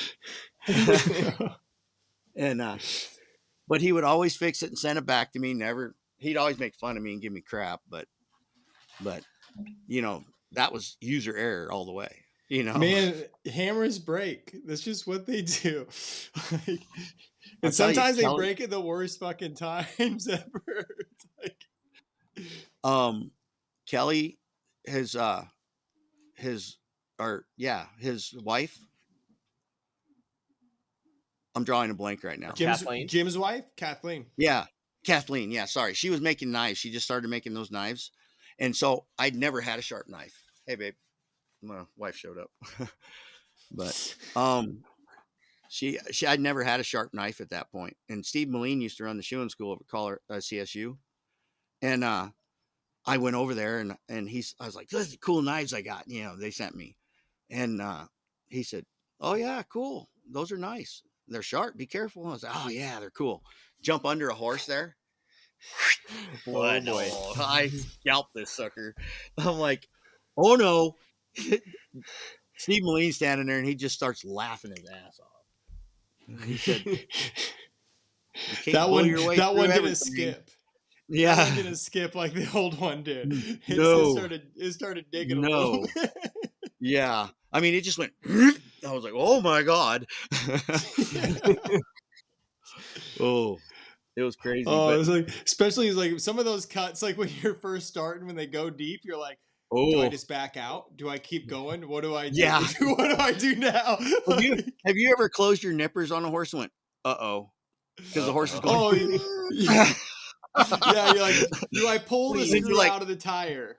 Or do I leave it in? Well, at least if I close him, he's only bleeding out of one spot. You know? Oh, man. But, yeah, I mean, you guys have been shoeing horses long enough. You've seen all that crap where you're at the end of the day and you're like, one nipper run. You just go for it, you know? Come with a hot shoe, no rasp, no nothing. Just, but sometimes just getting it done. Getting it done. I'll tell you what, if I can make a good nipper run, I don't need to go to it with a rasp. I just go back there with a hot shoe, finish it off. But yep, our feet are so soft. We can just use hoof knives for the most part. If you got a little high spot, you just trim it down with a hoof knife. It's okay. Yeah, that's true. I forget about those days. I remember somebody telling me a story. I remember somebody telling me a story one time about Jim Poor doing a clinic, and where he had trimmed one foot up with a rasp, burnt it up, nailed it up, clinched it up, and then the other foot he nipped it flat, burned it up, no rasp, nothing. And then somebody like walked in late, and then he asked him, "Can you tell the difference? Did I rasp on both these feet or not?" And the guy was like, "No, no difference." It was in Colorado. I was there. Oh, It was you at were? Colorado Well, you clinic. can Yeah, I vouch was there. for it. Yeah. Yeah, I seen it happen. First clinic I ever went to was Alvin Farrier Supply. I was trying to pass my certified at the time. And I had never had a problem really with the practical until I got to the journeyman, but the practical I passed right away. It was because Don showed me how to finish a foot, and you'd be surprised how much a pretty finished foot looks good in the certified level. But and the written always gave me trouble because I got dyslexia real bad and I read backwards and I make questions out of not questions and stupid shit. Right there But with you. Right there yeah. with you. But I was the first clinic I ever went to was Alvin Farrier Supply, and it was Grant Moon and Jim Poor. It's a free clinic. Yeah. And I still have the shoes they made for me because I asked Grant Moon to make me a roadster, and he turned a piece of 1/2x1 into a front shoe and punched some nail holes and drew a clip and gave it to me. He said it's a front roadster. It's a front asshole. roadster. I was like, what the hell? He's like, I'm not making a hind roadster. He's like, you're like, you and me both know what I meant, bro. Yeah, I yeah. didn't want none of this front roadster bullshit. But when guys would always, you go to clinics, and I've done a bunch of them, and you go to clinics and there's always those guys that are real outspoken. They're not argumentative or anything, but they're real outspoken. You have your argumentative assholes that, they're just going to be there, but you can always pick the guys out, that are trying to learn. And so I was that guy that was always asking questions and always, would have my hand up. And, Jim Poor said, anybody want me to make something? I said, yeah. I mean, right after Grant had made that one shoe and he was sweating and walked over and drinking something. But, and I said, a bar shoe. I mean, I tried to weld and never really turned out very good. But, so he turned me a bar shoe. I think it was a long heel. He just took a long heel and he made a heart bar, or not a heart bar, but just an egg bar with a nice little frog plate in it and stuff. And he was looking, had it in the fire. It was in a coke fire. And he's looking around. There's no flux. So he picks up a handful of sand off the ground, throws it on there, throws it back in the fire and welds it. I'm like, what was that? I could swear it was staged. Magic. It was like one of those stage things, But you guys want to meet my new wife? Yeah. Here you go. Yeah. Say hi. Hello. Hi. I just got off work after 13 hours. Sorry. I had to marry a nurse to take care of me, It's probably a good idea with your with your idea of serious injury being pretty like askew. You might want to have a nurse around. Well, an orthopedic nurse. We spent her birthday in the hospital with me. Yeah, he was in ICU. So. I tried to die during shoulder surgery. Is that where you met her? Was while you were in ICU? Oh dear. Yeah. She should have known then. Is like she should have. She's been trying to. I got her tied down. So something I wanted to ask you too is like, do you have advice for guys restarting a business or starting new business somewhere? Because like just through you've moved quite a bit. I've done it so many times. It's be patient and put your best work on the ground and don't undervalue yourself. It depends. I mean, if you're just a certified farrier that's just wants to do rodeo and backyard horses or whatever, that's fine. Go do those. Then you're going right. Somebody like Travis or me, they're gonna say how much, and we're gonna say how much we're gonna charge them. Whether the going rate is whatever. I found out what the going rate was here in Scottsdale, which is one of the highest places to get a horse shod. And I shoot mainly dressage horses. And I called Jeremiah. He's working for the vet hospital and stuff. So he's pretty much the higher price guy out here. And so I started charging the same as him. And then I started bumping it. So, and It's the way to do the it. way I look at it is that, somebody's got to pay for all the hours that I put into the fire and the learning and stuff like that. I mean, Yep. Executives get that same treatment. Why shouldn't we? Yeah, it And is one of the most irritating things when guys are like, "Oh, well, who's gonna pay for that? Who's gonna?" It's like the freaking client. You just have to ask for it. right. And what are they going to say? No, you didn't want to shoot that horse for less than that anyway. And it wouldn't have been the job you wanted to do because of that, you know? No, and I And don't know why, but like saying no to a client or getting to fire a client—that's one of my favorite things to do. yeah. In this Well, world. as long as you It's like if you get to like say like, "Well, sorry, have a good I day, did call it. somebody else." I got one classic story about that. I was shoeing this. You know how you have those clients that are just nuts and their horses all Yeah. end up nuts too? Yep. Because they just won't leave them alone. They just pick and pick and pick. And eventually they drive their courses crazy. And so I had this one horse and he was a little bit nuts, but the lady is, so it's understandable. I was living in Ohio at the time. And I show up with Justin. He's a kid who worked for me for a long time. And he he was holding the horse. And I said, hold on to this sucker, and make him behave. And so I got under and I was doing some work on him.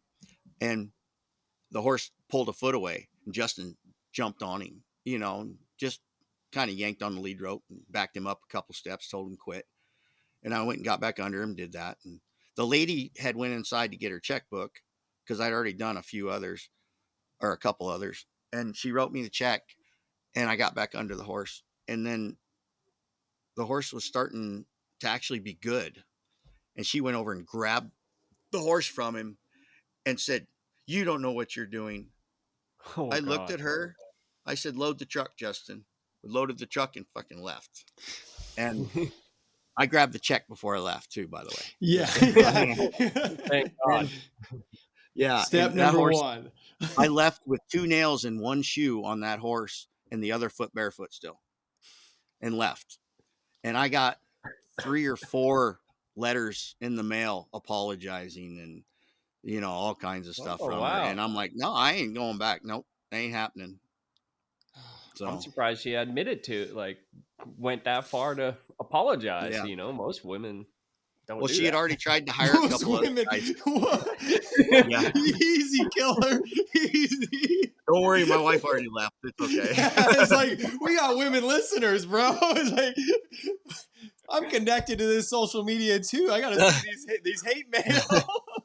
Well, most doesn't mean all. So Right. Most women. Well, Travis told you the story when we were on the team together. About me and how I pissed him off and stuff. And I used to love irritating people like that. And he was a friend of his, Monty's girlfriend or something. And I was just messing with him and I was flirting with her a little bit. And I would wink at Monty and stuff. I like Monty. He's a good guy. But, and Travis was like all full of himself all the time. So, and that, I didn't care. He wasn't nobody to me at the time. And, and you know, we ended up being like brothers. You know how you just want to beat the shit out of each other all the time, but you still would always have each other's back. And one time we were out at Dusty's and they hazed every guy that gets on the team gets a certain amount of hazing. And I was on a team with me and Sam were rookies. And Jason was a rookie too, but he was the alternate. So I didn't haze Jason. So Jason jumped on the bandwagon trying to haze us. And I was like, listen, you fucker, you're a rookie too. So he still would jumped on the bandwagon and helped them all haze us. And Sam, he's kind of sullen. So you don't really haze Sam. You just kind of push him in the direction you want him and he picks it up. Me, I'm a little more high strung. It's more fun to haze me. So, but it was fun. And I was older than most of them too. So, and I'd known Todd Walker for a while and it was all good. It was all in fun. And then Dusty gets on the team that next year. And so Dusty's taking the brunt of the hazing. It's always one guy that gets the hazing more than the others. And Dusty's been around a long time competing. I met him before I ever went to my first contest in Colorado. He was at the Colorado contest. And he was in the open already. He had some personal stuff and some medical issues, and where he just kind of disappeared for about 6 or 7 years. And I still kept in touch with him a little bit, but he had it pretty hard. A lot of people don't even know about it. But me and Travis were over there at Dusty's, and every time somebody would start to haze Dusty, I'd jump in between them, and I just didn't think it was right, But and it was all in fun. We all liked each other. We all got along great. And one day, me and Travis about came to blows at the anvil over something. I can't remember what it was, but we were always like that for some reason. But it wasn't nothing. By the end of the day, we were all drinking beer and hugging each other and whatever.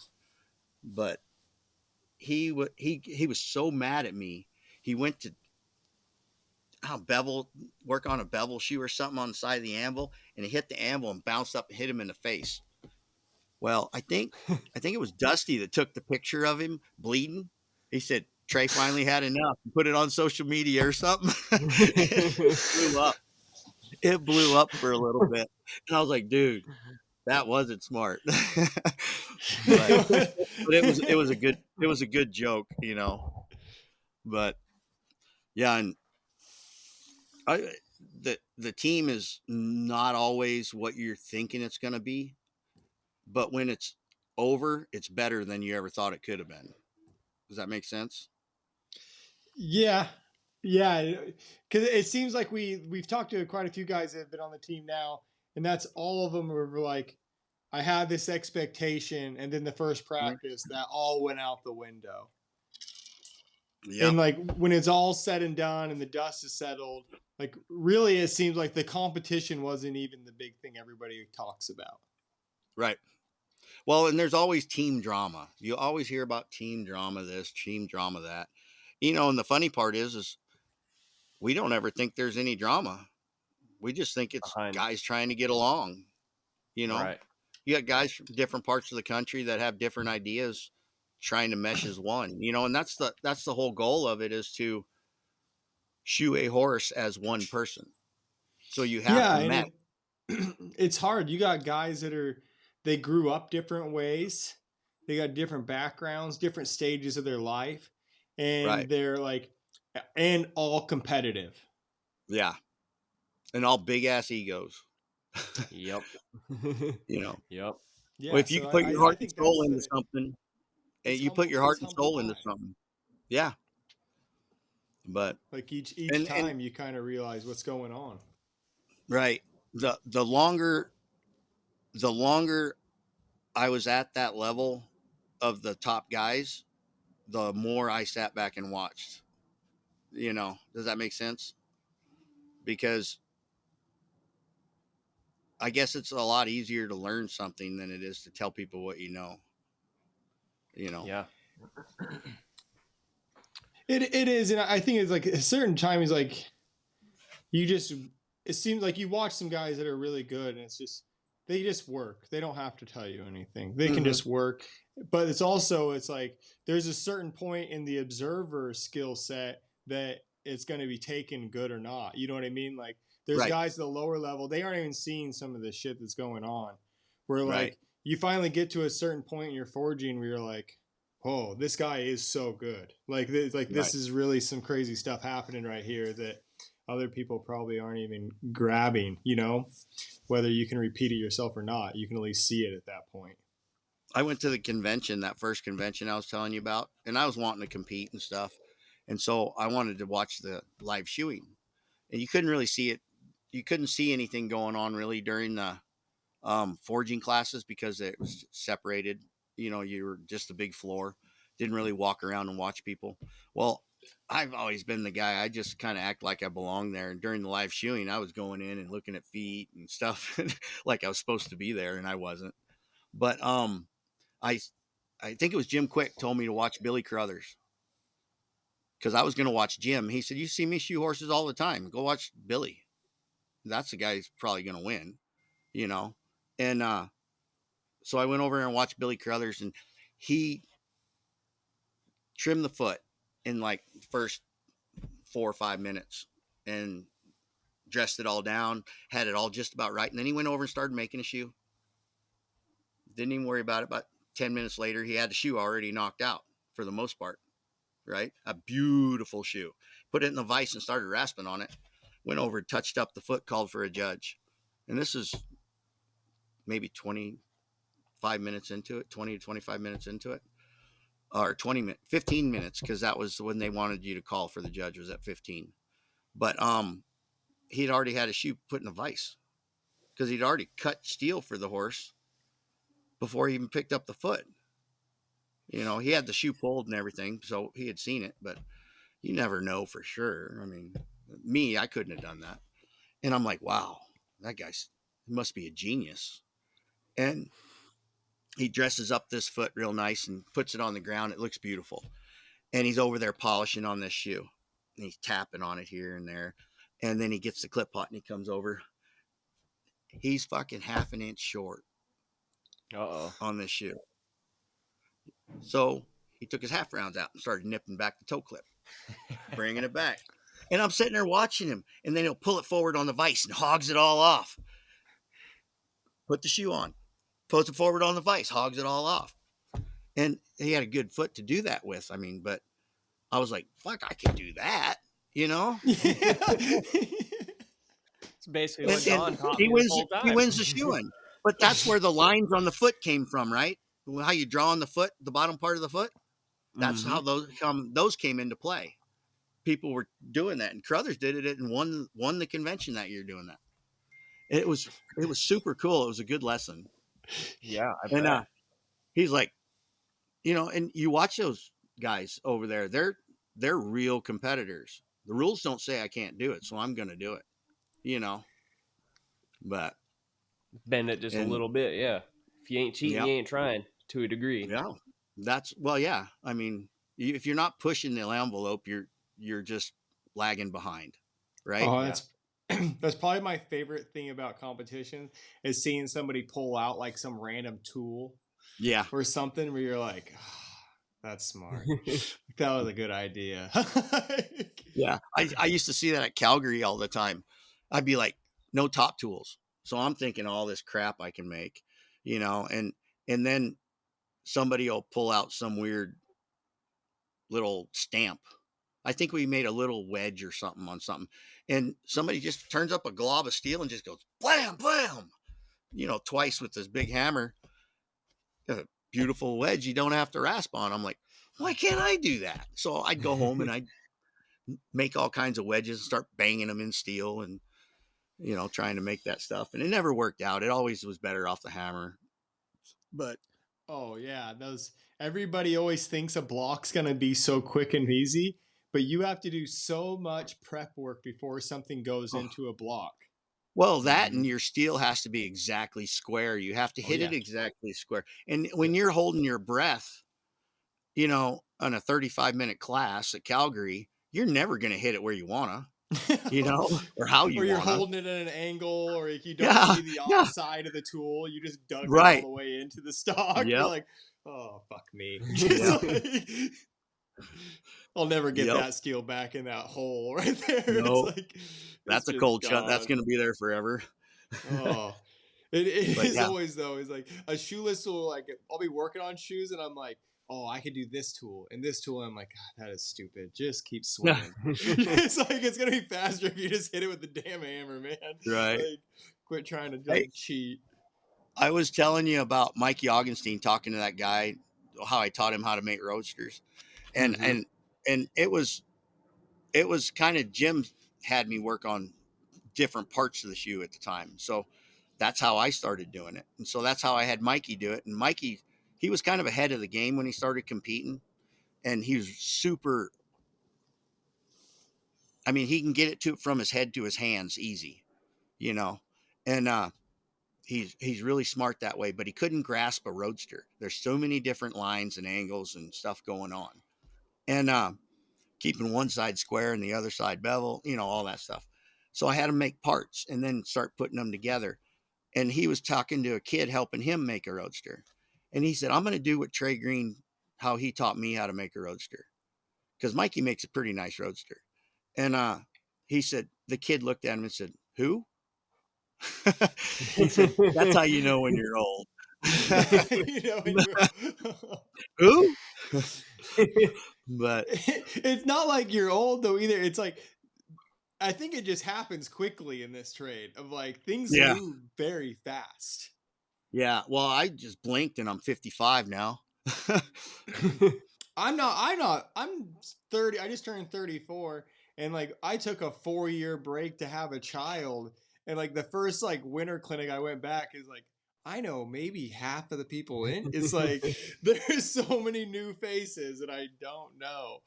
It's pretty wild. And I was on the team in 04, 05, 05, 06, one of those combinations. But and I my elbows were bothering me, and I was ran out of money, and home problems and stuff. So I was like, you know what? I retired.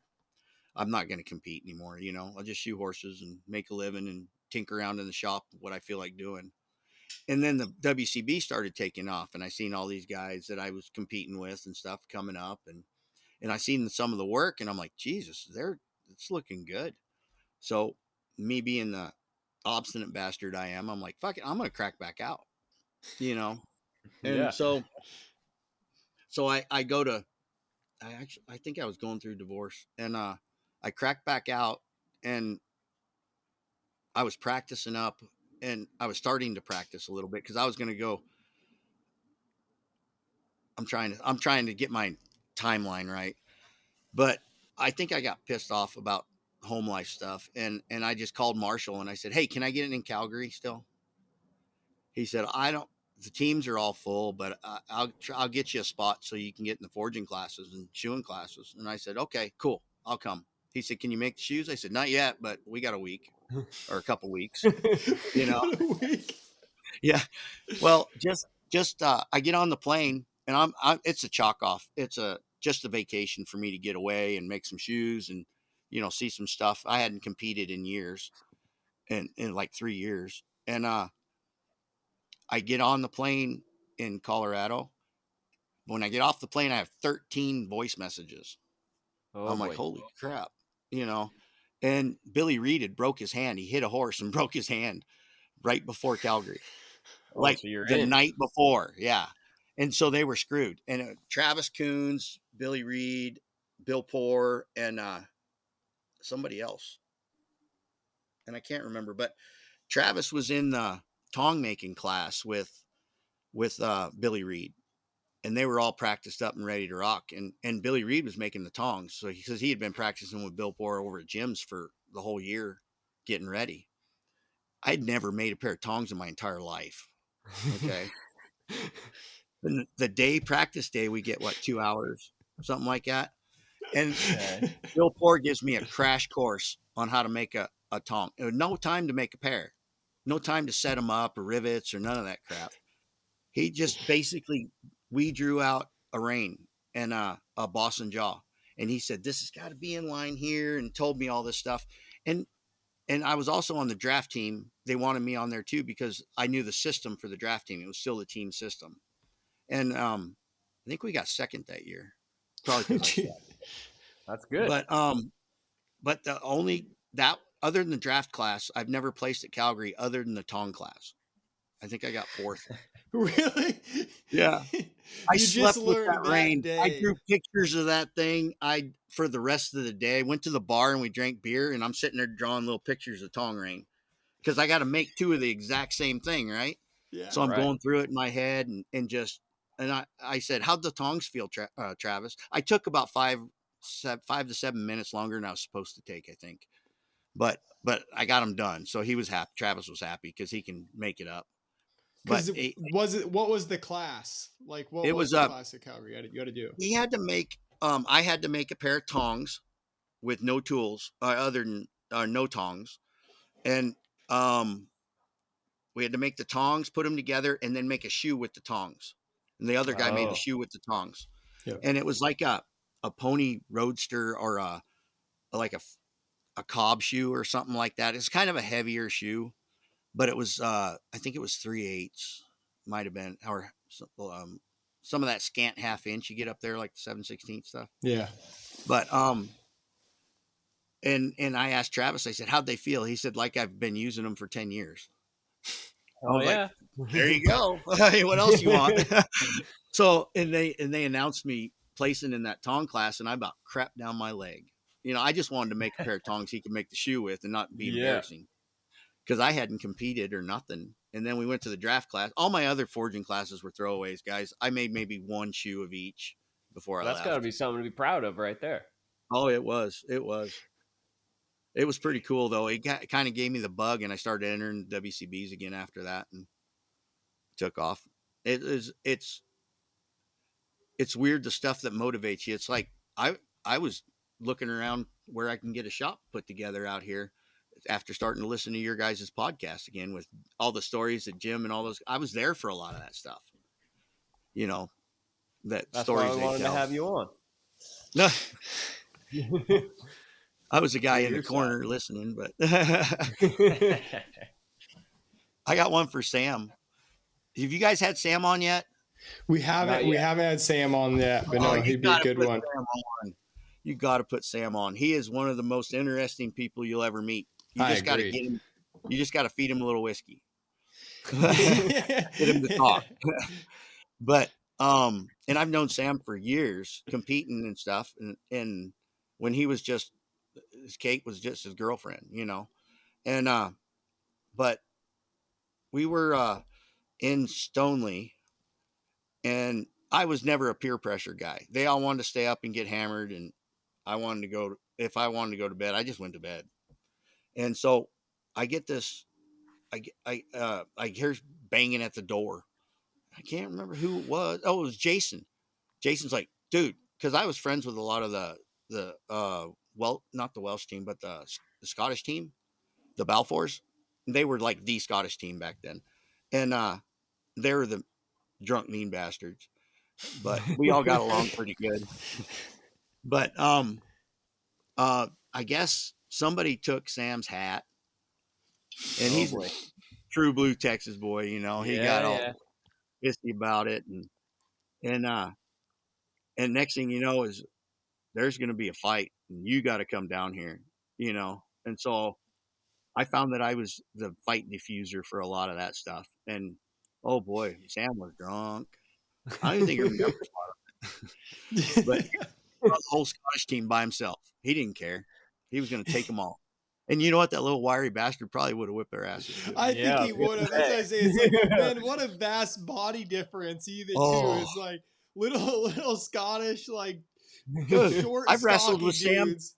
I've wrestled with Sam. You can't keep a hold of him. Jesus, he's lanky strong, guys. dude. Lanky guys are wrestlers, and they. Oh my God, he is. You strong, think you're far enough away, and all of a sudden you get cracked in the side of the ear. Yeah, you had no idea they could reach that far. Yeah, it's not a good deal. Yeah, that was good. And we were in, I think it was 12 when the year we won the WCB over in Kentucky. No, we were in Kentucky at the Classic. We won the Classic that year. And I was on. I guess I got back on the AFA team. Yeah, I think so. I can't remember what team I was on for sure, but it was me, Travis, Dusty, and so yeah, it was 12. So I must have got back on the AFA team, but or maybe it was the WCB team at the time. Yeah, I think it was the WCB team. Sorry, I'm old. I was in a coma for a while this year, and they ruined my memory a little bit. But wow. I didn't know that. One of those not serious injuries, no big deal. No, I went in for shoulder surgery. I go in for shoulder surgery, and I've had 13 different surgeries, and I go in for shoulder surgery, and I have a reaction to the anesthesia they give me. Oh, I'd never had that happen before. Malignant hypothermia. They said I was supposed to die from it, but they ended up putting me in a coma and doing all kinds of shit. And I ended up being fine. But there ain't nothing thank worse than God. waking up from a coma and you can't talk, you can't feed yourself, you can't do nothing for about 3 days. At least it So wasn't like 3 years. I told the doctor, I said, I'm going home and you better do something to fix me quick when I could finally talk. I said, because my girlfriend ain't wiping my ass. but the Be like, I story I am was telling not you, old enough yet. I am yeah, not old enough yet for yeah, I'm that. not that old. I do have a little bit of dignity left. But we were we were in Kentucky and we all partied. It was Madrid, Travis, me, and Dusty on the team. And so I think it was WCB team. And we were partying, having fun. And I go up and go to bed, just like I always did earlier than everybody else. And Dusty always used it as an excuse to leave too. Well, I'm going to go too then. And they weren't giving me no shit, but they'd give Dusty shit anyway. And I go up there and I'm asleep. And Dusty's in the bed right with me too, because we're rooming up together. And all of a sudden, me and Dusty sit straight up in bed and look at each Together. other. Yeah, at the same time. Or I sat up and he just kind of rolled over. And we looked at each other like, what the fuck? And all of a sudden the phone rings. Travis is about ready to kill the front desk manager. I mean, kill him. He was going to kill that guy. And we go down and it was like, so we knew our spidey senses went off. When you're on the team together, this shit like that happens.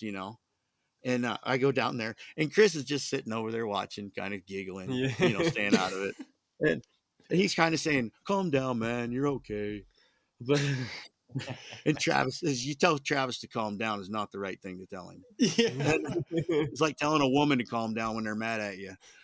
But and so I'm standing between him and the desk clerk. The desk clerk's fixing to call the cops on us, and we're all going to go to jail.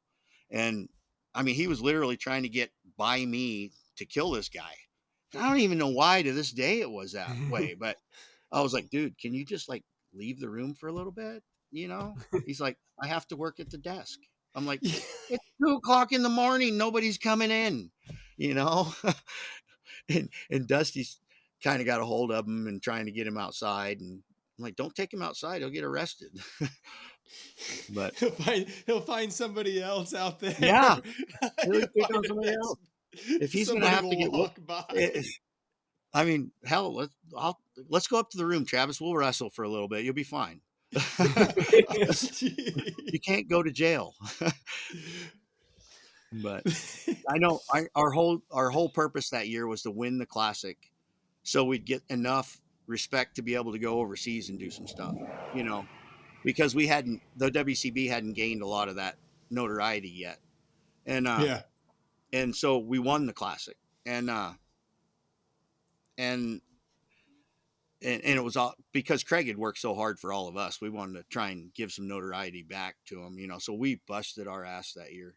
I mean, we practiced all the time. And that was the year that Travis hit himself in the face with the hammer when we were practicing out at Dusty's. I remember that now. So, Well, Trey, a question that we like to ask our guests, we call it the Mount Rushmore. And it's 4 people that you hold in a high regard to you that you have kind of looked up or thought have helped you out along the way, and who you would put on that list. So I want to ask you, who is on your Mount Rushmore? probably Don Gustafson, of course, got me motivated about the industry. Even though, I mean, the motivation was still there, even though all I wanted to do was rodeo. But um, Tom Turner, who made it possible for me to go over to Jim Quick's, and Jim Quick, who made it possible for me to go learn from, Jim Poor, Craig Turnka, Shane Carter, the legends, the guys who really started all this stuff up, you know. And through them, I got to meet a lot of people. But I think Don Gustafson and Tom Turner was always the guy that would tell me straight out. I asked him one time what I needed to work on. And he said, Trey, there's not one horse out here you can't shoe, but there's a lot of them you can't be around. So you need to work on some horsemanship skills. So I could ride them, but I couldn't be on the ground with them. It's different, Yeah. And so I had to learn a lot of those lessons, the humble lessons. But Jim Quick definitely is at the top of that list with Tom. And Craig Turnka probably. And and I've learned a lot from Craig, but I've learned a lot by osmosis with Craig, watching him do stuff. And not that he actually taught me to do something that and the funny thing about Craig is if you ask him a question, sometimes if it's a dumb question, you'll get a question back, Oh, yeah. and it's like, well, that didn't tell me anything, but Well, I like after a having while, that you crazy understand what he's asking saying. Well, you understand what he's saying after a while, but I think sometimes you're like, he answers you back about the galaxies and why they could Yeah. circle the moon, and you're like, yeah, I've gotten those "Fuck, answers I'll be too. back, man. Like, I'll be back later." Hang on, I'm going to go smoke a joint. Yeah, you're like, dude, I ain't far enough right now. Yeah. Like, this is next level. But it was funny because I think he's at one of the top guys too, just mainly because black is black and white is white. If you boil down to it with Craig, it is what it is, and he's not going to bullshit you. He's going to shine you on sometimes if that's what he thinks you want. But if you don't want that, then he'll tell you straight up. And I think it's a fact that watching him and Christine work so freaking hard at doing what they do with the WCB. And if you could tell me one person that actually has done more for the industry than them, I'd kiss your ass, because I don't know them. And I've been in the industry for a long time, and I know a lot of the guys that have donated to this industry, and they've done a lot more than I ever have or will. But at the same time, these guys put their whole life on the line for that thing. I mean, they put it all out there for us. Yep. It's no different than the guys. I mean, and you can, I'm not comparing it to guys in the service and, that go over and fight battles and shit like that. But at the same time, he put his whole life and family life and everything on the line for us, So, but that's it. The same guys as usual. Can you guys Sorry, hear that? Can you guys hear that beeping? What is that? Well, What is that? It's my inverter. Oh, well, that means you it's in your about trailer? Yeah, it's about dying. Well, Okay. Thanks, Trey, for joining us, and thanks everybody for joining us with another episode, tuning in and listening.